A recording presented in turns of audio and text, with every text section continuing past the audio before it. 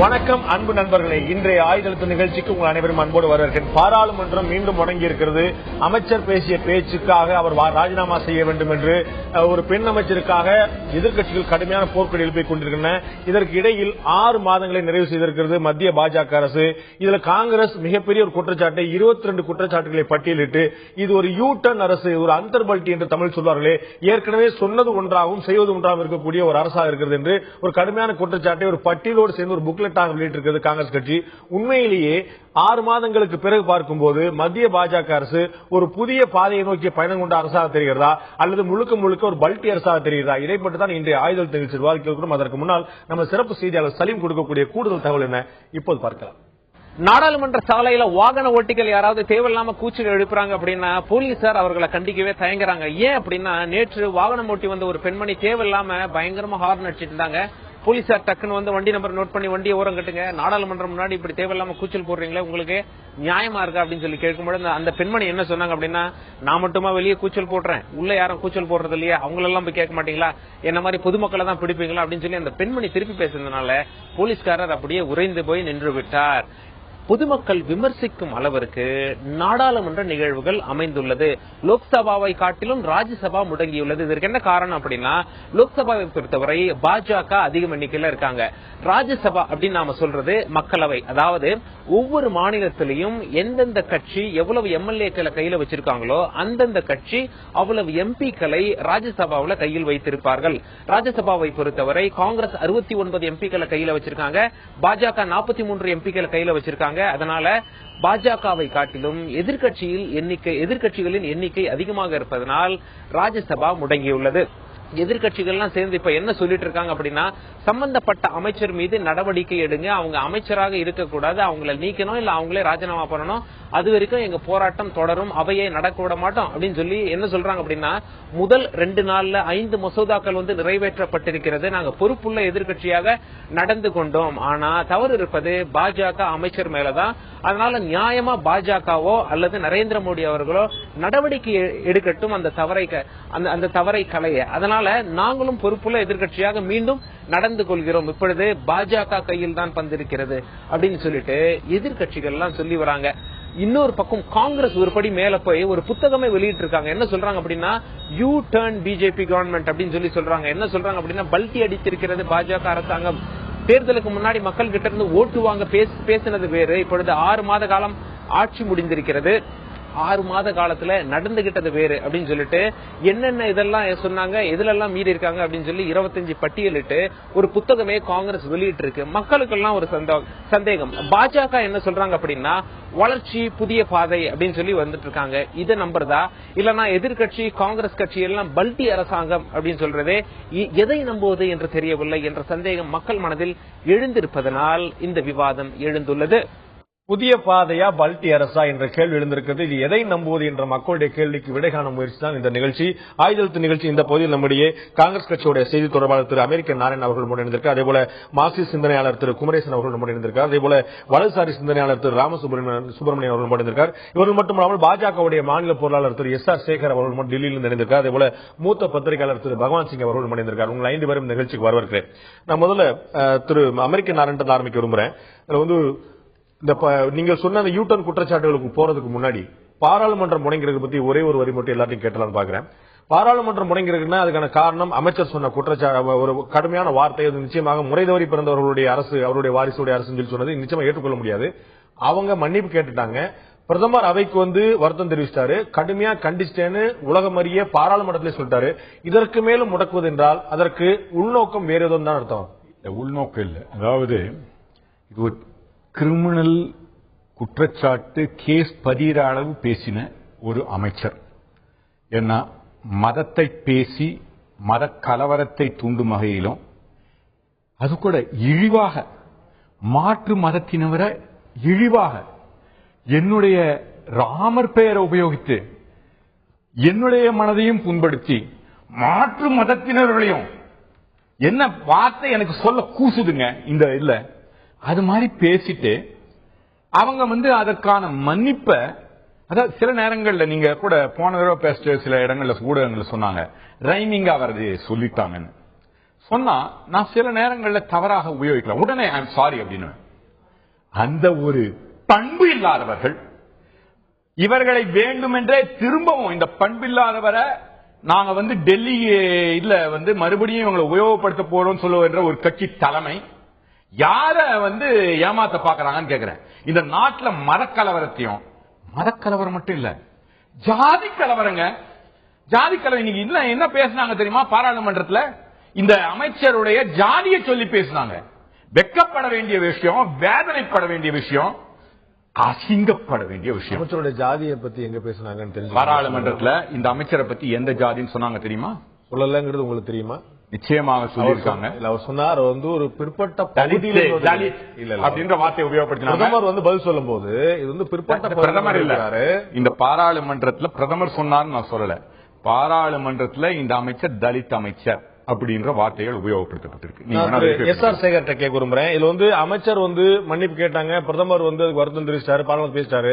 இருந்தாலும் கூட கடந்த முறை இதே போல காங்கிரஸ் ஆட்சியில பேனி பிரசாத் வர்மா அப்படிங்கிற அமைச்சர் வாஜ்பாய் பற்றியும் நரேந்திர மோடி பற்றியும் முலாயம் சிங் பற்றியும் கடுமையான வார்த்தைகளை சொன்ன போது பாராளுமன்றத்தை நீங்களும் இதே போல முடக்கினீர்கள். அன்று நீங்கள் முடக்கினீர்கள், இன்று காங்கிரஸ் முடக்கும் போது அவையை நடத்துவதற்கு அனுமதி கொடுங்கள் சொல்லி கேட்கிறீங்க. என்ன நியாயம் திரு சேகர்? அதாவது ரெண்டையும் ஒப்பு நோக்குவது விவாதத்துக்கு வேண்டுமானால் சரியாக இருக்கலாம். ஆனால் உண்மையிலேயே நிலவரம் அதுவல்ல. ஏனென்றால் பாரதிய ஜனதா கட்சியினுடைய பாராளுமன்ற முடக்கமெல்லாம் நாட்டினுடைய முக்கியமான பிரச்சனைகளுடைய அடிப்படையில் இருந்தது. சேகர் மன்னிக்கணும், நான் உங்கள்ட்ட சொல்லிட்டேன் என்ன காரணத்துக்காக நீங்கள் போன முறை முடக்குனீங்க. 2009 மத்திய அமைச்சராக இருந்த திரு பேனி பிரசாத் வர்மா வாஜ்பாய் பற்றியும் முலாயம் சிங் பற்றியும் நரேந்திர மோடி பற்றியும் எல்லாம் பேசும்போது பாஜக கடுமையான அதிருப்தியை, கடுமையான முரண்பாடை வெளிப்படுத்தி பாராளுமன்றத்தை முடக்கியது. மோடி பற்றியும் வாஜ்பாய் பற்றியும் பேசியதற்காக நீங்கள் முடக்கிறீர்கள் 2009. அல்ல, அதற்காக இந்த முறை காங்கிரஸ் முடக்குவது சரி என்கின்ற வாதத்தை எப்படி ஒத்துக்கொள்ள முடியும்? ஒன்று. இரண்டாவது, பிரதமர் உட்பட அமைச்சர்கள் அனைவருமே சம்பந்தப்பட்ட குற்றச்சாட்டுக்கு உட்பட்ட அமைச்சர் உட்பட இதற்காக வருத்தம் தெரிவித்தது, மன்னிப்பு கேட்டுக்கொண்டது, வாபஸ் வாங்கிக் கொள்ளும் என்று சொன்ன பிறகும் கூட இதை தொடர்ந்து செய்வது என்பது காங்கிரசுடைய உள்நோக்கத்தை காண்பிக்கிறது மட்டுமல்லாமல் அவர்களுக்கு வேறு இந்த அரசின் மீது குற்றம் சாட்டுவதற்கு எதுவும் இல்லை என்கிற காரணத்தினால் பாராளுமன்றத்தை தொடர்ந்து முடக்குகிறார்கள். ஒன்று. இரண்டாவதாக, வேறு ஒரு சம்பவத்தை இதற்கு உதாரணமாக சொல்லி அதனாலே முடக்குகிறோம் என்று சொல்கின்ற வாதமும் எடுபடாது. காரணம், பல்வேறு பட்டியல்களை நாம் இட முடியும். வேணி பிரசாத் வர்மாவுக்கு அடுத்தபடியாக உள்ள பல்வேறு அன்சூர் ரஹ்மான் என்கிற சிபிஎம் எம்பி, இம்ரான் மசூத் என்கின்ற உத்தரப்பிரதேச காங்கிரசினுடைய வேட்பாளர், பீர் மன்சூர் என்கின்ற பிடிபியினுடைய வேட்பாளர், இப்படி மரண வியாபாரி என்று சொன்ன காங்கிரசினுடைய தலைவி, நீச்சு என்கின்ற வார்த்தையை உபயோகப்படுத்த காங்கிரசினுடைய தலைவி என்று பல்வேறு விதமான இந்த குற்றச்சாட்டுகளை சொல்லலாம். இதுல முக்கியமான விஷயம் என்னவென்று சொன்னால், இந்த காங்கிரசினுடைய தலைவி இதற்காக மன்னிப்பு கோரவில்லை, வருத்தம் தெரிவிக்கவில்லை, அதை பற்றி கவலையே இல்லை. மாறாக இந்த அமைச்சகத்தினுடைய அத்தனை பேரும் இதற்கு வருத்தம் தெரிவித்திருக்கிறார்கள், இதை உணர்ந்திருக்கிறார்கள். பிரதமர் ஒருபடி மேலே போய் இது சென்சிட்டிவான விஷயம், இப்படிப்பட்ட விஷயம் பேசியிருக்க கூடாது என்கிற விஷயத்தை சொல்லியிருக்கிறார். இதற்கு பிறகும் இவர்கள் செய்வது என்பது வேண்டும் என்றே செய்கின்ற விஷயம். நாராயணன் அவர்கள் மிக உணர்வு பூர்வமாக சொன்னார்கள், பண்பையெல்லாம் பற்றி பேசினார்கள், ஜாதியெல்லாம் பற்றி பேசினார்கள், ராமரை எல்லாம் இழுத்தார்கள். ஆனால் அவர்களுடைய கட்சியினுடைய உண்மையான நிலைமை என்பதை எல்லாம் நாடறியும், அவர்கள் எப்படியெல்லாம் இதை பேசியிருக்கிறார் என்பதெல்லாம் நாடறியும், ராமர் மீது அவர்களுக்கு எவ்வளவு பக்தி இருக்கிறது என்பதெல்லாம் நாடறியும், பண்பு அந்த கட்சிக்கு எப்படி இருக்கிறது என்பதெல்லாம் நாடறியும். ஆகவே இந்த விஷயத்தை அரசியலாக்கி குற்றச்சாட்டு வைக்கிறீங்க. பிரதமர் வர்மாவுடைய பிரச்சனையில மன்மோகன் சிங், அப்போதைய பிரதமர் மன்மோகன் சிங் மன்னிப்பு கேட்டார். கவனத்துக்கு கொண்டு வரேன். நான் திரு பகவான் சிங் கொண்டு போக விரும்புறேன். திரு எஸ்.ஆர். சேகர் சொன்னது போல எதிர்கட்சிகள் குற்றம் சாட்டுவதற்கு ஒரு வலுவான காரணம் கிடைக்காமல் பாராளுமன்றத்தை முடக்க வேண்டும் என்பதற்காக இந்த பிரச்சனை அரசியலாக்குவதாக காங்கிரஸ் பாஜக குற்றம் சாட்டுகிறது. நீங்கள் அப்படி நினைக்கிறீர்களா? இல்ல இந்த குற்றச்சாட்டில் பாராளுமன்றத்தை முடக்குவதில் ஒரு நியாயம் இருப்பதாக நினைக்கிறீர்களா? பாராளுமன்றத்தை முடக்கிறதுல நியாயமே கிடையாது. ஏன்னா இதுல மக்களுக்கு என்னன்னா பாராளுமன்றத்து மேலேயும் பாராளுமன்ற உறுப்பினர் அவங்கள மேலேயும் ஒரு நம்பிக்கையே போற ஒரு சூழ்நிலை உருவாது. திருப்பி ஏதாவது காங்கிரஸ் அரசாங்கத்தில் இருந்தாலும், காங்கிரஸ் கவர்மெண்டா இருந்தாலும், பிஜேபி கவர்மெண்டா இருந்தாலும் இதே மாதிரிதான். இப்ப ராஜ்யசபால பிஜேபிக்கு ஒரு மைனாரிட்டி ஸ்டேட்டஸ் இருக்கிறது, அது அட்வான்டேஜ் எடுத்துட்டு அப்போசிஷன் பார்ட்டிஸ் இப்படி செய்யற மாதிரி ஒரு கருத்து ஓடிட்டு இருக்கு. அதே நேரத்தில் பாண்டே சார், நான் என்ன சொல்லணும்னா, பிரதமர் இது ஒரு சென்சிட்டிவ் இஷ்யூ, இந்த மாதிரி பேசிருக்க கூடாது அப்படின்னு அவங்க கிட்ட மன்னிப்பு கேட்க வச்ச பிறகு ஏன் அவரை அந்த அந்த அம்மையார இன்னும் அமைச்சரவையில வைக்கணும் அப்படின்றது அது ஒரு கேள்விக்குறியா இருக்கு. அது மட்டும் இல்ல, வெங்கையா நாயுடு சொல்லி இருக்கிறார், அந்த அம்மா என்னன்னா ஒரு வில்லேஜ்ல இருந்து வந்தவங்க, அவங்களோட ஒரு பாப்புலாரிட்டி ஜாஸ்தியான உடனே அப்போசிஷன் பார்ட்டிஸ்க்கு ஒரு பயம் இருக்கு, அதனாலதான் இந்த மாதிரி பேச ஆரம்பிச்சிட்டாங்க. அதெல்லாம் ஒரு சப்பக்கட்டு கட்டுறது. வேற மினிஸ்டர், அது வெறும் ஒரு ரூலிங் பார்ட்டி மெம்பர் மட்டும் கிடையாது, ஒரு அமைச்சரவையில் இருக்கும்போது வெறும் ஒரு உணர்ச்சி வசமாக ராமருடைய பிள்ளைகளுக்கு ஓட்டு போடுவீங்களா அப்படின்னு ரொம்ப ஒரு கெட்ட வார்த்தை, அந்த பிள்ளைங்களுக்கு ஓட்டு போடுவீங்களா அப்படின்னு கேட்கறது. அப்புறம் அந்த அம்மா சொல்லியிருக்காங்க, நான் மற்றவங்களெல்லாம் சொல்லல, நான் என்ன அந்த பார்டர் கிராஸ் பண்ணி வந்த டெரரிஸ்ட் சொல்றேன். டெரரிஸ்டா இங்க நிக்க போறவன் எலெக்ஷன்ல. இது மக்கள் என்னன்னா இந்த கவர்மெண்ட்டுக்கு ஓட்டு போடும்போது மோடி மேல ரொம்ப எதிர்பார்ப்பை வச்சு ஓட்டு போட்டாங்க. அந்த எதிர்பார்ப்பை கெடுக்க கூடாது அப்படின்றது இது ஒரு மையமா நம்ம நினைக்கலாம். ஒரு அதிகமான எதிர்பார்ப்புகள் இருக்கும்போது அதை பொய்ப்பிக்கும் வகையில மத்திய அமைச்சர்கள் செயல்பாடு இருக்கக்கூடாது சொல்றீங்க. நீங்க உங்களுடைய பார்வையில் வச்சது போல நிச்சயமா அமைச்சர் ராஜினாமா பண்ண வச்சிருக்க, ஏன் ராஜினாமா பண்ண வச்சக்கூடாது அப்படிங்கிற ஒரு கேள்வியா இருந்திருக்குது. ஆனா கடந்த முறை எப்பயுமே இது போன்ற ராஜினாமாக்கள் இருந்ததில்லை அப்படிங்கிறது நம்ம பேணி பிரசாத் வர்மாவோட உதாரணத்தில் பார்த்தோம். இன்னொரு முக்கியமான கேள்வி ஒரு சிறிய இடைவெளிக்கு பிறகு எழுந்திருக்கிறது. காங்கிரஸ் கட்சி 22 குற்றச்சாட்டுகளை யூட்டன் அரசு என்று வைத்திருக்கிறது மத்திய பாஜக அரசு மீது. உண்மையிலேயே மத்திய அரசா பாஜக அரசு சொன்னது ஒன்றும் செய்வது ஒன்றாக இருக்கிறதா, அல்லது பாஜக மீது ஊழல் குற்றச்சாட்டுகள் சுமத்த முடியாமல் காங்கிரஸ் கட்சி திசை திருப்ப பார்க்கிறதா? மத்திய பாஜக அரசுடைய பாதை புதிய பாதையா அல்லது அந்தர்பல்ட்டியா என்ற தலைப்பில் இன்று ஆயுத நிகழ்ச்சியில் விவாதித்துக் கொண்டிருக்கோம். நான் திரு குமரேசன் அவர்கிட்ட கேட்க விரும்புகிறேன். நரேந்திர மோடி பற்றி காங்கிரஸ் தலைவர்கள் மட்டும் சொன்னது பார்த்தா ஒரு பெரிய பட்டியலே சொல்லலாம். நிறைய நினைவில் இருக்கிற நாள் மட்டும் சொன்னா நரேந்திர மோடியை தாவூத் இப்ராஹிமோட ஒப்பிடுறாங்க. மணிஷ் திவாரி முன்னாள் அமைச்சராக இருந்தவர். அதே போல மோடியை வைரஸ் அப்படின்னு சொல்லிட்டு ஒரு வைரஸ் பினாமினா நிமோனியா அப்படின்னு சொல்லிட்டு ரேணுகா சௌத்ரி முன்னாள் அமைச்சர் சொல்லியிருக்காங்க. அதே மாதிரி அதே மோடியை மவுத் கா சௌதாகர் சொல்லிட்டு மரண வியாபாரம் சொல்லி சோனியா காந்தி நம்ம எல்லாருக்கும் சொன்னது ஞாபகம் இருக்கும். அதே மாதிரி ராவணனோட ஒப்பிடுறார் திக்விஜய் சிங். RS உடைய குண்டா அப்படின்னு சொல்லிட்டு இந்த பேணி பிரசாத் வர்மா நம்ம பேசின முன்னாள் மத்திய அமைச்சர், அவரும் மத்திய அமைச்சர் தான்.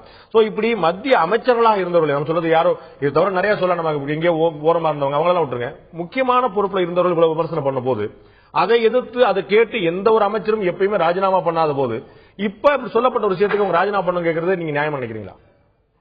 அதாவது முதலில் இந்த அம்மையார் சாத்வி அவர்கள் தாக்கி பேசியது என்பது தனிப்பட்ட முறையில் யாரோ ஒரு அமைச்சரை அல்லது யாரோ ஒரு குறிப்பிட்ட தலைவரை அல்ல ஒரு குறிப்பிட்ட கட்சியை என்று அல்ல. அந்த அம்மாவை சொன்ன நான் யாரையும் குறிப்பிட்டு சொல்லலன்னு சொல்லிக்கிறாங்க. ஒட்டுமொத்தத்தில் ஒரு பகுதி நம்பிக்கை சாராதவர்களை மற்ற அனைவரையுமே முறை தவறி பிறந்தவர்கள் என்று சொன்னதன் மூலம் ஒட்டுமொத்த இந்திய சமுதாயத்தில் ஒரு பெரும்பகுதி மக்களை இழிவுபடுத்தி யார் இவர்களெல்லாம் தேர்ந்தெடுத்து அனுப்பி இருக்கிறார்களோ அவர்களை இழிவுபடுத்தியிருக்கிறார். இரண்டாவதாக இந்திய நாட்டின் அரசமைப்பு சாசனம் அனைவருக்கும் பொதுவானது. இவர் யாரையெல்லாம் குற்றவாளி என்று இவர் அடுக்க விரும்புகிறார் அவர்களும் கூட தேர்ந்தெடுக்கப்பட்டால் அங்கே பிரதிநிதியாக உட்கார்வதற்கு உரிமை அளித்திருக்கிற உன்னதமான அரசமைப்பு சாசனம் நம்முடைய சாசனம். அந்த அரசமைப்பு சாசனத்துக்கு விரோதமான கருத்து அவர் கூறியிருக்க ஒரு அமைச்சர் அரசமைப்பு சாசனத்துக்கு விரோதமான கருத்து கூறியிருக்கார் அப்படிங்கிறது எந்த மாற்று கருத்துமே இல்லை. ஆகவேதான் அவர் மற்றவர்களை போல ஏற்கனவே நீங்க சொன்ன மற்ற உதாரணங்கள் இருக்கலாம். தனிப்பட்ட முறையில் ஒருவர் விமர்சித்த விஷயங்கள் அதை விட இது கடுமையான ஒரு குற்றச்சாட்டு, கடுமையான ஒரு குற்றம் என்பதால் தான் இது ஒரு மிகப்பெரிய பிரச்சனையாக. ஏன்னா ஒட்டுமொத்த இவர் அனுமதிக்கப்படுவது தொடர்ந்து பதவியில் நீடிக்க அனுமதிக்கப்படுவது என்பது கீழே அதாவது பொது வெளி சமுதாயத்தில் இப்படிப்பட்ட வன்மமான பேச்சுகளும் வன்மமான செயல்களும் கூட ஏன்னா இது நடந்துகிட்டு இருக்கும் போதே ஒரு தேவாலயத்துக்கு தீ வைக்கப்படுவதை நாம் பார்க்கிறோம். இப்படிப்பட்ட நிகழ்ச்சிகள் தடையின்றி தொடர்வதற்கு ஒரு ஊக்கம் தருவதாக இருக்கும் என்கிற கோணத்தில் தான் இவர் மீது நடவடிக்கை எடுக்கப்படுவது என்பது முக்கியம் என்று நான் ராமசுப்ரமணியன் ஒரு முக்கியமான விஷயத்தை முன்வைக்கிறார். அதாவது நரேந்திர மோடி பற்றியோ இல்லாட்டி சோனியா காந்தி பற்றியோ சில தனி மனிதர்கள் பற்றி அரசியல் விமர்சனங்கள் வைக்கப்படுவது அரசியல் ரீதியான கொஞ்சம் ஒரு தரம் குறைவான விமர்சனம் வைக்கப்படுவது கூட வழக்கம். ஆனா ஒட்டுமொத்தமாக ராமருடைய வழி வந்தவர்கள் அல்லது மற்றவர்கள் சொல்லும் போது அவங்க எல்லாத்தையுமே இவ்வளவு ஒரு தரக்குறையான விமர்சனம் பண்ணும்போது இது பொதுமக்களை பார்த்து சொல்லக்கூடிய ஒரு விஷயம். அதை நம்ம எப்படி ஏற்றுக்கொள்ள கேள்வி உங்களுடைய பார்வை? அதுல ஒன்னும் சந்தேகமே கிடையாது. அவங்க பேசினது என்பது மிக மிக தவறு. சமூகத்தை பற்றி குறைவாக பேசியது தவறு. இதை அவர்களும் உணர்ந்து மன்னிப்பு கேட்டு விட்டார்கள். நமது நாட்டினுடைய பிரதம மந்திரியும் பாராளுமன்றத்தில் இருங்க சார், நான் முடிச்சேன், நீங்க நிறைய நேரம் பேசுங்க சார். உணர்ந்து மன்னிப்பு கேட்டதால வரல, அவர்கள் தெளிவா சொல்லிருக்காங்க. இது ஏன் மன்னிப்பு கேட்க சொல்றாங்கன்னு தெரியல, இது ஏன் குற்றம் என்று சொல்லுவாங்க. ஆனாலும் அவங்க சொன்னதுனால நான் மன்னிப்பு கேட்டுக்கிறேன்னு தான் சொல்லிருக்காங்க தவிர அது வருத்தம் தான் தெரிவிச்சிருக்காங்க தவிர மன்னிப்பு கேட்கல. இல்ல அதை பத்தி அவர் அறியாம சொன்னாங்க சொல்லிட்டு பிரதமர் வந்து கடுமையா கண்டிச்சு சொல்றாரு. பிரதமர் சொல்றாரு, நான் தனியா கூட்டச்சு ரொம்ப கடுமையா கண்டிச்சேன், அவங்களோட வருத்தம் தெரிவிக்க வச்சு அவங்களுக்கு வந்து புரிய வச்ச விஷயத்தை சொல்லி உங்களுக்கு விளக்கமா சொல்லியிருக்காரு. அப்புறம் திரு நரேந்திர மோடி அவர்கள் பாராளுமன்றத்திலே அவர் சொல்லிட்டார், நீங்க சொன்னது போல இந்த மணி பிரசாத் வர்மா அவருடைய கேஸ்ல டாக்டர் மன்மோகன் சிங்கே வருத்தம் தெரிவித்தார், ரொம்ப மன்னிப்பு கேட்கிறேன் அப்படின்னு சொன்ன பிறகு பிஜேபி ஒண்ணு அதோட விட்டாங்க. ஆனா அந்த சமயத்தில் இவர் ஒன்னும் மன்னிப்பு கேட்கவே இல்லை, இந்த மினிஸ்டர் மன்னிப்பு கேட்கல. இங்க மினிஸ்டர் மன்னிப்பு கேட்டாங்க. ரெண்டாவது பாயிண்ட், திரு நரேந்திர மோடி சொன்னது போல அவர் அந்த அம்மா வந்து ஒரு வில்லேஜ் பகுதியை சேர்ந்தவர்கள். அவர் பேசும்போது ஸ்லிப் ஆஃப் த டங் வந்திருக்கும் அப்படிங்கறதான் எல்லாருமே பேசிக் கொண்டிருக்கிறார்கள்.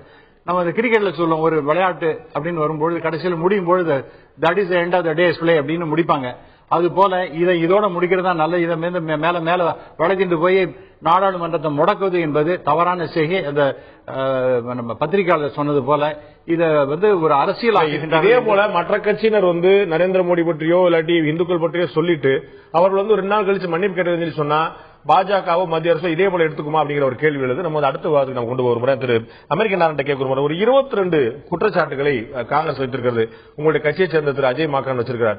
நான் அவங்களுடைய வரிசையிலே இல்லாம பொதுமக்களுக்கு பயன்படக்கூடிய ஒரு பொது வெளி சம்பந்தப்பட்ட விஷயம் கொண்டு வரலாம் பாக்குறேன். முதல்ல கருப்பு பண விவகாரத்துல சொல்றாங்க, கருப்பு பணத்துல நீங்க கடுமையான பல்ட்டி அடிச்சீங்கன்னு சொல்லிட்டு பல்ட்டி அடிச்சீங்க அப்படின்னு சொல்லிட்டு இவங்களை சொல்லும் போது உங்களுடைய பழைய நிலைப்பாடுல இப்ப ஏதாவது மாற்றம் இருக்குதா? நீங்க சொல்லக்கூடிய விஷயம் கருப்பு பணத்தை கொண்டு வந்தா இவ்வளவு நடக்கும் சொல்லிட்டு மோடி சொன்னாரு, ராஜ்நாத் சிங் சொன்னாரு, இவ்வளவு சொன்னாரு உங்களுடைய புக்லெட்ல போட்டிருக்கீங்க. இப்படி எல்லாம் சொன்ன விஷயங்கள் நீங்களுமே சொன்ன விஷயங்கள் அப்படிங்கிற மாற்றம் இருக்குதா? சில விஷயங்கள்ல மாற்றம் இருக்குது. அந்தர் பல்ட்டி ஆகாச பல்ட்டி மோடி அவங்க வந்து கொஞ்சம், ஏன்னா கட்சியில சொன்னதால நான் உங்களுக்கு இதுல வந்து ரொம்ப தெளிவாக நீங்க உண்மைக்கு புறம்பாகன்ற வார்த்தை வச்சு பொய் சொல்லும் பிஜேபியும் மோடியும் என்று நான் தெளிவாக சொல்கிறேன். தப்பு செஞ்சவன் திருந்தி ஆகணும், தவறு செஞ்சவன் வருந்தி ஆகணும்னு ஒரு பாட்டு உண்டு. அதுபோல இவர்கள் தெரிந்தே வேண்டுமென்றே மக்களை பொய் சொல்லி ஏமாற்றினார்கள் என்று பலமுறை சொல்லியிருக்கேன். இன்னைக்கு சொல்றேன், நாங்க சொன்னதை முதல்ல நாங்க சொல்லச்சு, இதை வந்து நான் டேட் வாரியா கொடுக்க முடியாது, சொல்ல வேண்டிய அவசியம் இல்லை. இதுல நான் சொல்றதுக்கு ப்ரூஃப் நான் இப்ப வச்சிருக்கேன். அவர்கள் சொன்னாங்க கருப்பு பணத்தை நாங்கள் கொண்டு வரச்சே இந்த மாதிரி கோர்ட்ல கொடுக்காம இருக்கிறதுக்கு டபுள் டாக்ஸேஷன் ட்ரீட்டி சொல்லச்சேவும் சரி, நாங்க வந்து 2004 இவங்க செய்தது, அப்புறம் வந்து இந்த 9/11 அப்புறம் உலக மாற்றங்கள் எல்லாத்தையும் சொல்லச்சேவும் சரி, எங்களை கிரிட்டிசைஸ் பண்ணாங்க. இவர்கள் கருப்பு பணத்தை கொண்டு வர வேண்டும் என்ற எண்ணமே இல்லை, கொண்டு வர முடியும்னு சொன்னாங்க. அது மட்டும் இல்ல, 100 நாள்ல 15 லட்சம் ரூபாய் மோடி அவர்கள் சொல்லியிருக்காரு, 15 லட்சம் ரூபாய் ஒவ்வொரு சிட்டிசனுக்கும் கொடுக்க முடியும். இப்ப கொடுக்க முடியாதுன்னு சொல்றாங்க. அது ஒண்ணு நாங்க சொன்னதையே சொல்றாங்கன்றதான் ஒண்ணு. ஆனா நாங்க சொல்றதையும் மீறி செஞ்சாங்க. ஃபார் எக்ஸாம்பிள், அவங்க கிரிட்டிசைஸ் பண்ணச்சு கருப்பு பணத்தை பத்தி பேசிட்டு பார்ட்டிசிபேட்டரி நோட்னு ஒண்ணு இருக்கு. அதை வந்த உடனே இதுக்கு வந்து நேரம் இல்ல, இதெல்லாம் சொல்ல வேண்டியதில்லை, வெளிநாடுகள்கிட்ட கேட்க வேண்டியதில்லை. அவர்கள் இருந்து யஷ்வந்த் சின்ஹா போட்ட மாற்றங்கள் மூலமாக அவர்கள் எதிர்கட்சியில் இருக்குச்சு, அவங்க அமைச்சர் போட்டது மூலமா எதிர்கட்சியில் இருக்குச்சு கருப்பு பணம் ஸ்டாக் மார்க்கெட்ல வருதுன்னு சொன்னாங்க. ஆனா இப்பொழுது அதே இதை வந்து ஒரு சின்ன எழுத்து மூலமாக ஆர்டர் மூலமாக மாற்ற முடியும். ஆனா அதை மாத்தல. அப்போ கருப்பு பணத்தை கொண்டு வரோம் என்று சொல்றது முன்னே செய்ய முடியலன்னு நாங்க சொன்னது தவறுன்றது இன்னைக்கு ஒத்துக்கிறாங்க.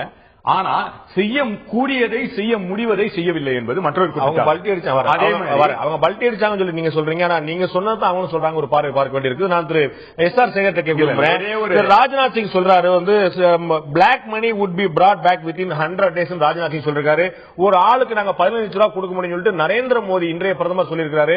கருப்பு பணத்துல இவ்வளவு விஷயங்கள் சொல்லிட்டு டபுள் டாக்ஸேஷன் நீங்க ஒரு காரணமா சொல்றாங்க. அவங்க ஏமாத்த பாக்குறாங்க. அவங்க சுப்ரீம் கோர்ட்டுக்கு முன்னால பட்டியல கொடுக்க முடியுது, மக்களுக்கு கொடுக்க முடியாது. இவ்வளவு கேள்வியும் கேட்டது பாஜக. இன்று அதே பதில்களை காங்கிரஸ் என்ன பதிலை சொல்லி 5 ஆண்டுகள் முடித்ததோ அதே பதில்களை பாஜக சொல்கிறது. இது யூ டர்ன் இல்லாமல் அந்தர்பல்ட்டி இல்லாமல் என்ன இல்ல, இது வந்து விவாதத்துக்கு மிகச்சிறந்த விஷயம். ஏன்னு கேட்டா 3 ஆண்டு காலங்கள் வந்து கருப்பு பணத்துக்கான எஸ்ஐடி அமைக்கவே இல்லை காங்கிரஸ். அதற்கப்புறம் சுப்ரீம் கோர்ட் சொன்னதுக்கு அப்புறம் முதல் முறையாக ஆட்சிக்கு வந்த முதல் நாள் போட்ட அமைச்சர் கூட்டத்தில் இதற்கான எஸ்ஐடி போடப்பட்டது. டபுள் டாக்ஸ் அக்ரிமெண்ட் எல்லாம் ஏற்கனவே இருக்கிறது. அதுல பல குளறுபடிகள் இருக்கிறது. அது காங்கிரஸ் ஆட்சியில் வந்தது. அது சுவிட்சர்லாந்தோடு இப்போது பேசிக்கொண்டு அதுல மாற்றங்களை செய்து கொண்டிருக்கிறோம். இதெல்லாம் ஒரு பக்கம். இந்த விவகாரம், இந்த விஷயங்களை எல்லாம் விரிவாக சொல்லி பாஜக 100 நாளில் கொண்டு வராதது சரிதான் என்று நான் சொல்ல வரவில்லை. மாறாக இத்தனை 10 ஆண்டு காலத்தில் இந்த அரசு கிணத்தில் போட்ட கல்லாக கிடப்பிலே கிடந்ததை 6 மாத காலங்களில் the speed of this government, இந்த அரசினுடைய வேகம் என்ன, மிக அதிகமான வேகத்திலே போய்கொண்டு இதனுடைய ஒவ்வொரு செயல்களையும் செய்து எஸ்ஐடியை போட்டு அதற்கான செய்து G20 நாடுகளில் இன்றைக்கு உலகம் முழுவதுமே கருப்பு பணத்தை பற்றி ஒரு விழிப்புணர்வை ஏற்படுத்தி கடைசியாக நீங்க சுவிட்சர்லாந்தோடு பேசிக் கொண்டிருக்கிறோம் அதற்கு கொடுக்க வேண்டும் என்று. ஆக அரசின் உள்நோக்கமும் அரசினுடைய செயல்பாடுகளும் குற்றச்சாட்டுகள்லாம் பொய் அப்படின்னு ஆகாதா? 100 நாள்ல கொண்டு வந்து இப்ப நீங்க முயற்சி பண்றேன்னு சொல்றீங்க. நீங்க முயற்சி பண்ணல அப்படின்னு யாரும் சொல்ல. 100 நாள்ல கொண்டு வருங்கிறது ஒரு தேர்தல், 100 நாள் அப்படிங்கிறது ஒரு தேர்தல் பிரச்சாரத்துக்கான யுக்தி மட்டுமா? அல்லது ஒவ்வொருத்தருக்கும் 15 லட்சம் ரூபாய் வரும், 15 லட்சம் ரூபாய் வரும் சொல்லும் போது இன்னைக்கு அருண் ஜேட்லி நிதியமைச்சராக சொல்றார், வெளிநாட்டில் இருக்கக்கூடிய பணம் எல்லாமே கருப்பு பணங்கிற முடிவுக்கு நம்ம வந்துடக்கூடாது அப்படின்றார். அப்ப நேற்று வரைக்கும் அது கருப்பு பணமா இருந்து இன்னைக்கு வெள்ளை பணமா மாறிடுச்சா? இல்ல, மறுபடியும் திருப்பியும் சொல்றேன், இதெல்லாம் reading in between the line. அதாவது வெளிநாட்டில் reading only lines between the lines இல்ல. இல்ல, திருப்பியும் சொல்றேன், வெளிநாட்டில இருக்கக்கூடிய அத்தனை பணமும் கருப்பு பணம் இல்லைன்னா நீங்களும் ஒத்துவீங்க, நானும் ஒத்துக்குவோம். வெளிநாட்டில் இருக்கக்கூடிய அத்தனை பணமும் கருப்பு பணம் இல்ல, அத்தனை பணமும் கருப்பு பணம் என்று பாரதிய ஜனதா கட்சியும் சொல்லவில்லை. வெளிநாட்டில் இருக்கக்கூடிய பணத்தை எல்லாம் கொண்டு அந்த பணங்கள் கருப்பு பணமாக இருப்பதை கொண்டு வருவதற்கான முயற்சி இந்த அரசு செய்கிறது.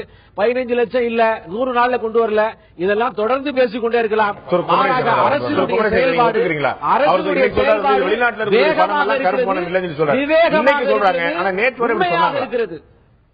அதாவது வெளிநாட்டுக்கு சென்றிருப்பதெல்லாம் கருப்பு பணம் அல்ல. அது ஒரு விவாதத்தின் அடிப்படையில் பார்த்தா அது உண்மைதான். ஏன்னா முறைப்படி பணம் அங்கே முதலீடு செய்து முறைப்படி தொழில் நடத்தி கொண்டிருப்பவர்கள், முறைப்படி அரசுக்கு தெரிவித்துக் கொண்டிருக்கிற சில அப்பாவிகள், பிழைக்க தெரியாதவர்கள் இருக்கத்தான் செய்கிறார்கள். ஆனா இது அவர்களை பற்றியது அல்லவே. நாம ஒன்னும் வெளிநாட்டில் இருக்கிற அத்தனை பணமும் கருப்பு பணம் யார் எப்ப சொன்னாங்க? இவர்களே கூட கடந்த காலத்தில் சொல்றது இல்லையே. ஆக வெளிநாட்டில் இருக்கிற கருப்பு பணத்தை மீட்டுட்டு வரணும் சொல்லிட்டு இருக்கிற மாதிரி நீங்க தான் சொன்னீங்க. அதையும் மீட்டுரும் ஒரு 100 நாள்ல கொண்டு வந்துருவோம். ஏன் மீட்கலங்கிறதா கேள்வியை தவிர வெளிநாட்டில் இருக்கிற பணம் எல்லாம் சொல்லிட்டு யாரோ சொல்லாத ஒரு அரசு நிர்வாகம் நடத்தும் போது அதுல பிராக்டிகலா நிறைய நடைமுறை சிக்கல் இருக்கும் அப்படிங்கிற மறுத்த முடியுமா? இவங்க சொல்லக்கூடிய பார்ட்டிசிபேட்டரி நோட்டோ இல்லாட்டி இவங்க சொல்ல டபுள் டாக்ஸேஷன் விஷயமோ இல்லாட்டி அண்டை வெளிநாடுகள்கிட்ட பேசி செய்ய வேண்டிய விஷயமோங்கிறது அரசுக்கு வரும்போது ஒரு நிதர்சனம் புரியும் இல்லையா? அப்ப அதை மாத்திகள் என்ன தவறு இருக்க முடியாது? அரசுக்கு ஒரு முதல் முறையாக வரவில்லையே. ஒரு அமைச்சர் முதல் முறையா வந்திருக்காங்க, கிராமப்புறத்தை சேர்ந்தவங்க, அவங்க தெரியாம பேசிட்டாங்கன்னு சொல்றாங்க. ஆனா ஒட்டுமொத்தத்தில் பிஜேபி முதல் முறை 6 ஆண்டுகள் பதவியில் இருந்திருக்கிறது. தொடர்ச்சியாக எதிர்கட்சியாக செயல்பட்டு வந்திருக்கிறது. எம்பிக்களாக இருந்திருக்கிறார்கள், பல்வேறு குழுக்களில் இருந்திருக்கிறார்கள். அரசின் நடைமுறைகள், அரசு எந்திரத்தினுடைய அத்தனை செயல்பாடுகளும் அவருக்கு தெரியும். எனவே இது தெரியாமல் சொல்லிவிட்டால் என்பதெல்லாம் கிடையாது. சவராலாக அடித்தார்கள். மக்களை எளிதில் அது கவரும், அது ஓட்டுகளாக மாறும் என்று கணக்கு போட்டார்கள். அதில் வெற்றி பெற்றிருக்கார் என்றுதான் சொல்ல வேண்டும். ராமசுப்ரமணியன், வெறும் மக்களை கவர்வதற்காக தேர்தல் பிரச்சாரத்தில் வரும்போது யாரும் திரும்பி பார்க்க மாட்டாங்க. எப்படியா சொல்லி ஆட்சிக்கு வந்துடும், வந்த பிறகு நம்மளும் காங்கிரஸ் சொன்னதே சொல்லும் அப்படின்னா காங்கிரஸ் செய்தது சரி, காங்கிரஸ் நேற்று வரை எது சொல்லிட்டு இருந்ததோ அதுதான் சரிங்கிற நிலைமை தான் இன்னைக்கு பிஜேபி நிரூபிக்குது. அதெல்லாம் கரெக்ட். இப்ப நான் இந்த பிஜேபியோட மேனிபெஸ்டோ பார்த்தேன். அதுல என்ன சொல்றீங்கன்னா 5வது பிரிவு என்ன சொல்லுகின்றது என்றால், கருப்பு பணத்தை கொண்டு வருவதற்கான எல்லா முயற்சிகளும் செய்யப்படும், அதற்கான டாஸ்க் போர்ஸ் இருக்கு சார், அதெல்லாம் கொண்டு வரப்படும் அப்படின்னு தான் சொல்லப்பட்டிருக்க. அதுல டைம் பிரேம் 100 நாள்ங்கிறது சொல்லப்படவே இல்லை. அவர் நண்பர் நாராயணன் ஒரு தடவை இது மாதிரி பேசும்போது அவரே என்கிட்ட குறிப்பிட்டார். அப்புறம் பிறகு எனக்கு இமெயில் அனுப்பிச்சார், ஒரு 100 நாள்ல கொண்டு வந்து வர்றேன் அப்படின்னு சொல்லிட்டு சொன்னதை பத்தி டாக்குமெண்டரி ப்ரூஃப் கொடுத்தார். நான் ஒத்துக்கிறேன். அது நீங்க சொன்னது போல எலெக்ஷன் டைம்ல எல்லா கட்சிகளும் போய் சொல்றாங்க. அது மாதிரி BJP is not an exception. Vote வாங்குறதுக்கா போய் சொல்றாங்க. ஆனால் இதையே நான் சொல்லிட்டு இன்னொரு முக்கியமான விஷயம் ப்ளீஸ். அதாவது இப்ப உள்ள போன பிறகுதான் இவங்க பண்ணின கூத்துகள் எல்லாம் புரியுது. அதாவது ஒரு இடியா பச்சுக்கள்னு சொல்லுவாங்க. பிறகு அந்த பணத்தை எப்படி கொண்டு வர முடியாதுங்கிறதுக்கு என்னென்ன வழிகள்லாம் அவங்க பண்ணி வச்சிருக்காங்கன்னு பார்க்கும்போது டபுள் டாக்ஸேஷன் அவாய்டன்ஸ் அக்ரிமெண்ட்ல டபுள் டாக்ஸேஷன் பத்தி அப்பயே எதிர்க்கட்சி தலைவராகக்கூடிய பாஜக சொல்லிட்டு இருக்கிறாங்க. இது ஏமாற்று வேலை, அதற்கும் இதற்கும் சம்பந்தம் இல்லை. ஒரே இதே டபுள் டாக்ஸேஷன் பத்தி இன்றைய மத்திய அரசு உச்சநீதிமன்றத்தில் போய் சொன்னபோது உச்சநீதிமன்றம் தள்ளுபடி செய்து விட்டது.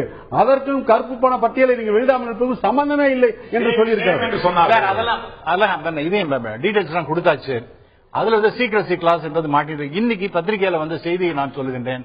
சுவிட்சர்லாந்து இருக்கக்கூடியவர்கள் இந்த மாதிரி நீங்க பிரஷரைஸ் பண்ணீங்கன்னா நான் டீடைல்ஸ் கொடுக்க மாட்டோம் அப்படிங்கிற மாதிரி சுவிட்சர்லாந்துடைய மிக முக்கியமான தலைவர்களை சொல்லியிருக்காங்க.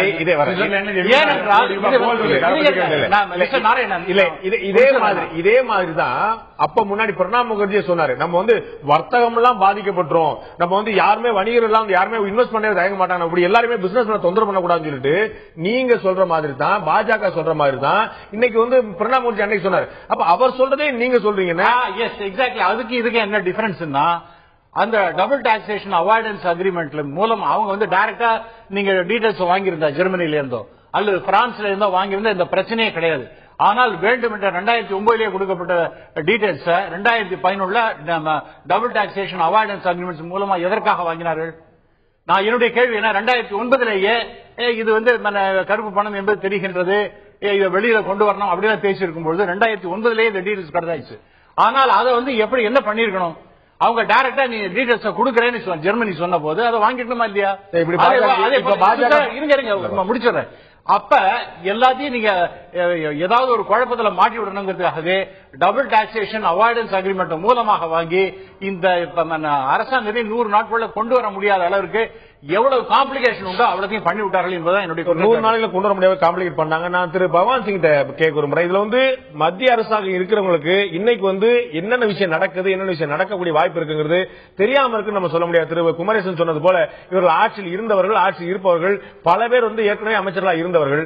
இப்ப இந்த மாதிரி கருப்பு பணத்தை கொண்டு வருவது வெறும் ஒரு அரசியல் ஸ்டண்ட், ஒரு பொலிட்டிக்கல் ஸ்டண்டுக்காக மட்டுமே சொல்லப்பட்ட விஷயமா? இவர்களுக்கு இந்த நடைமுறை உண்மைகள் தெரியாதா? நிச்சயமா தெரிஞ்சிருக்கோம்.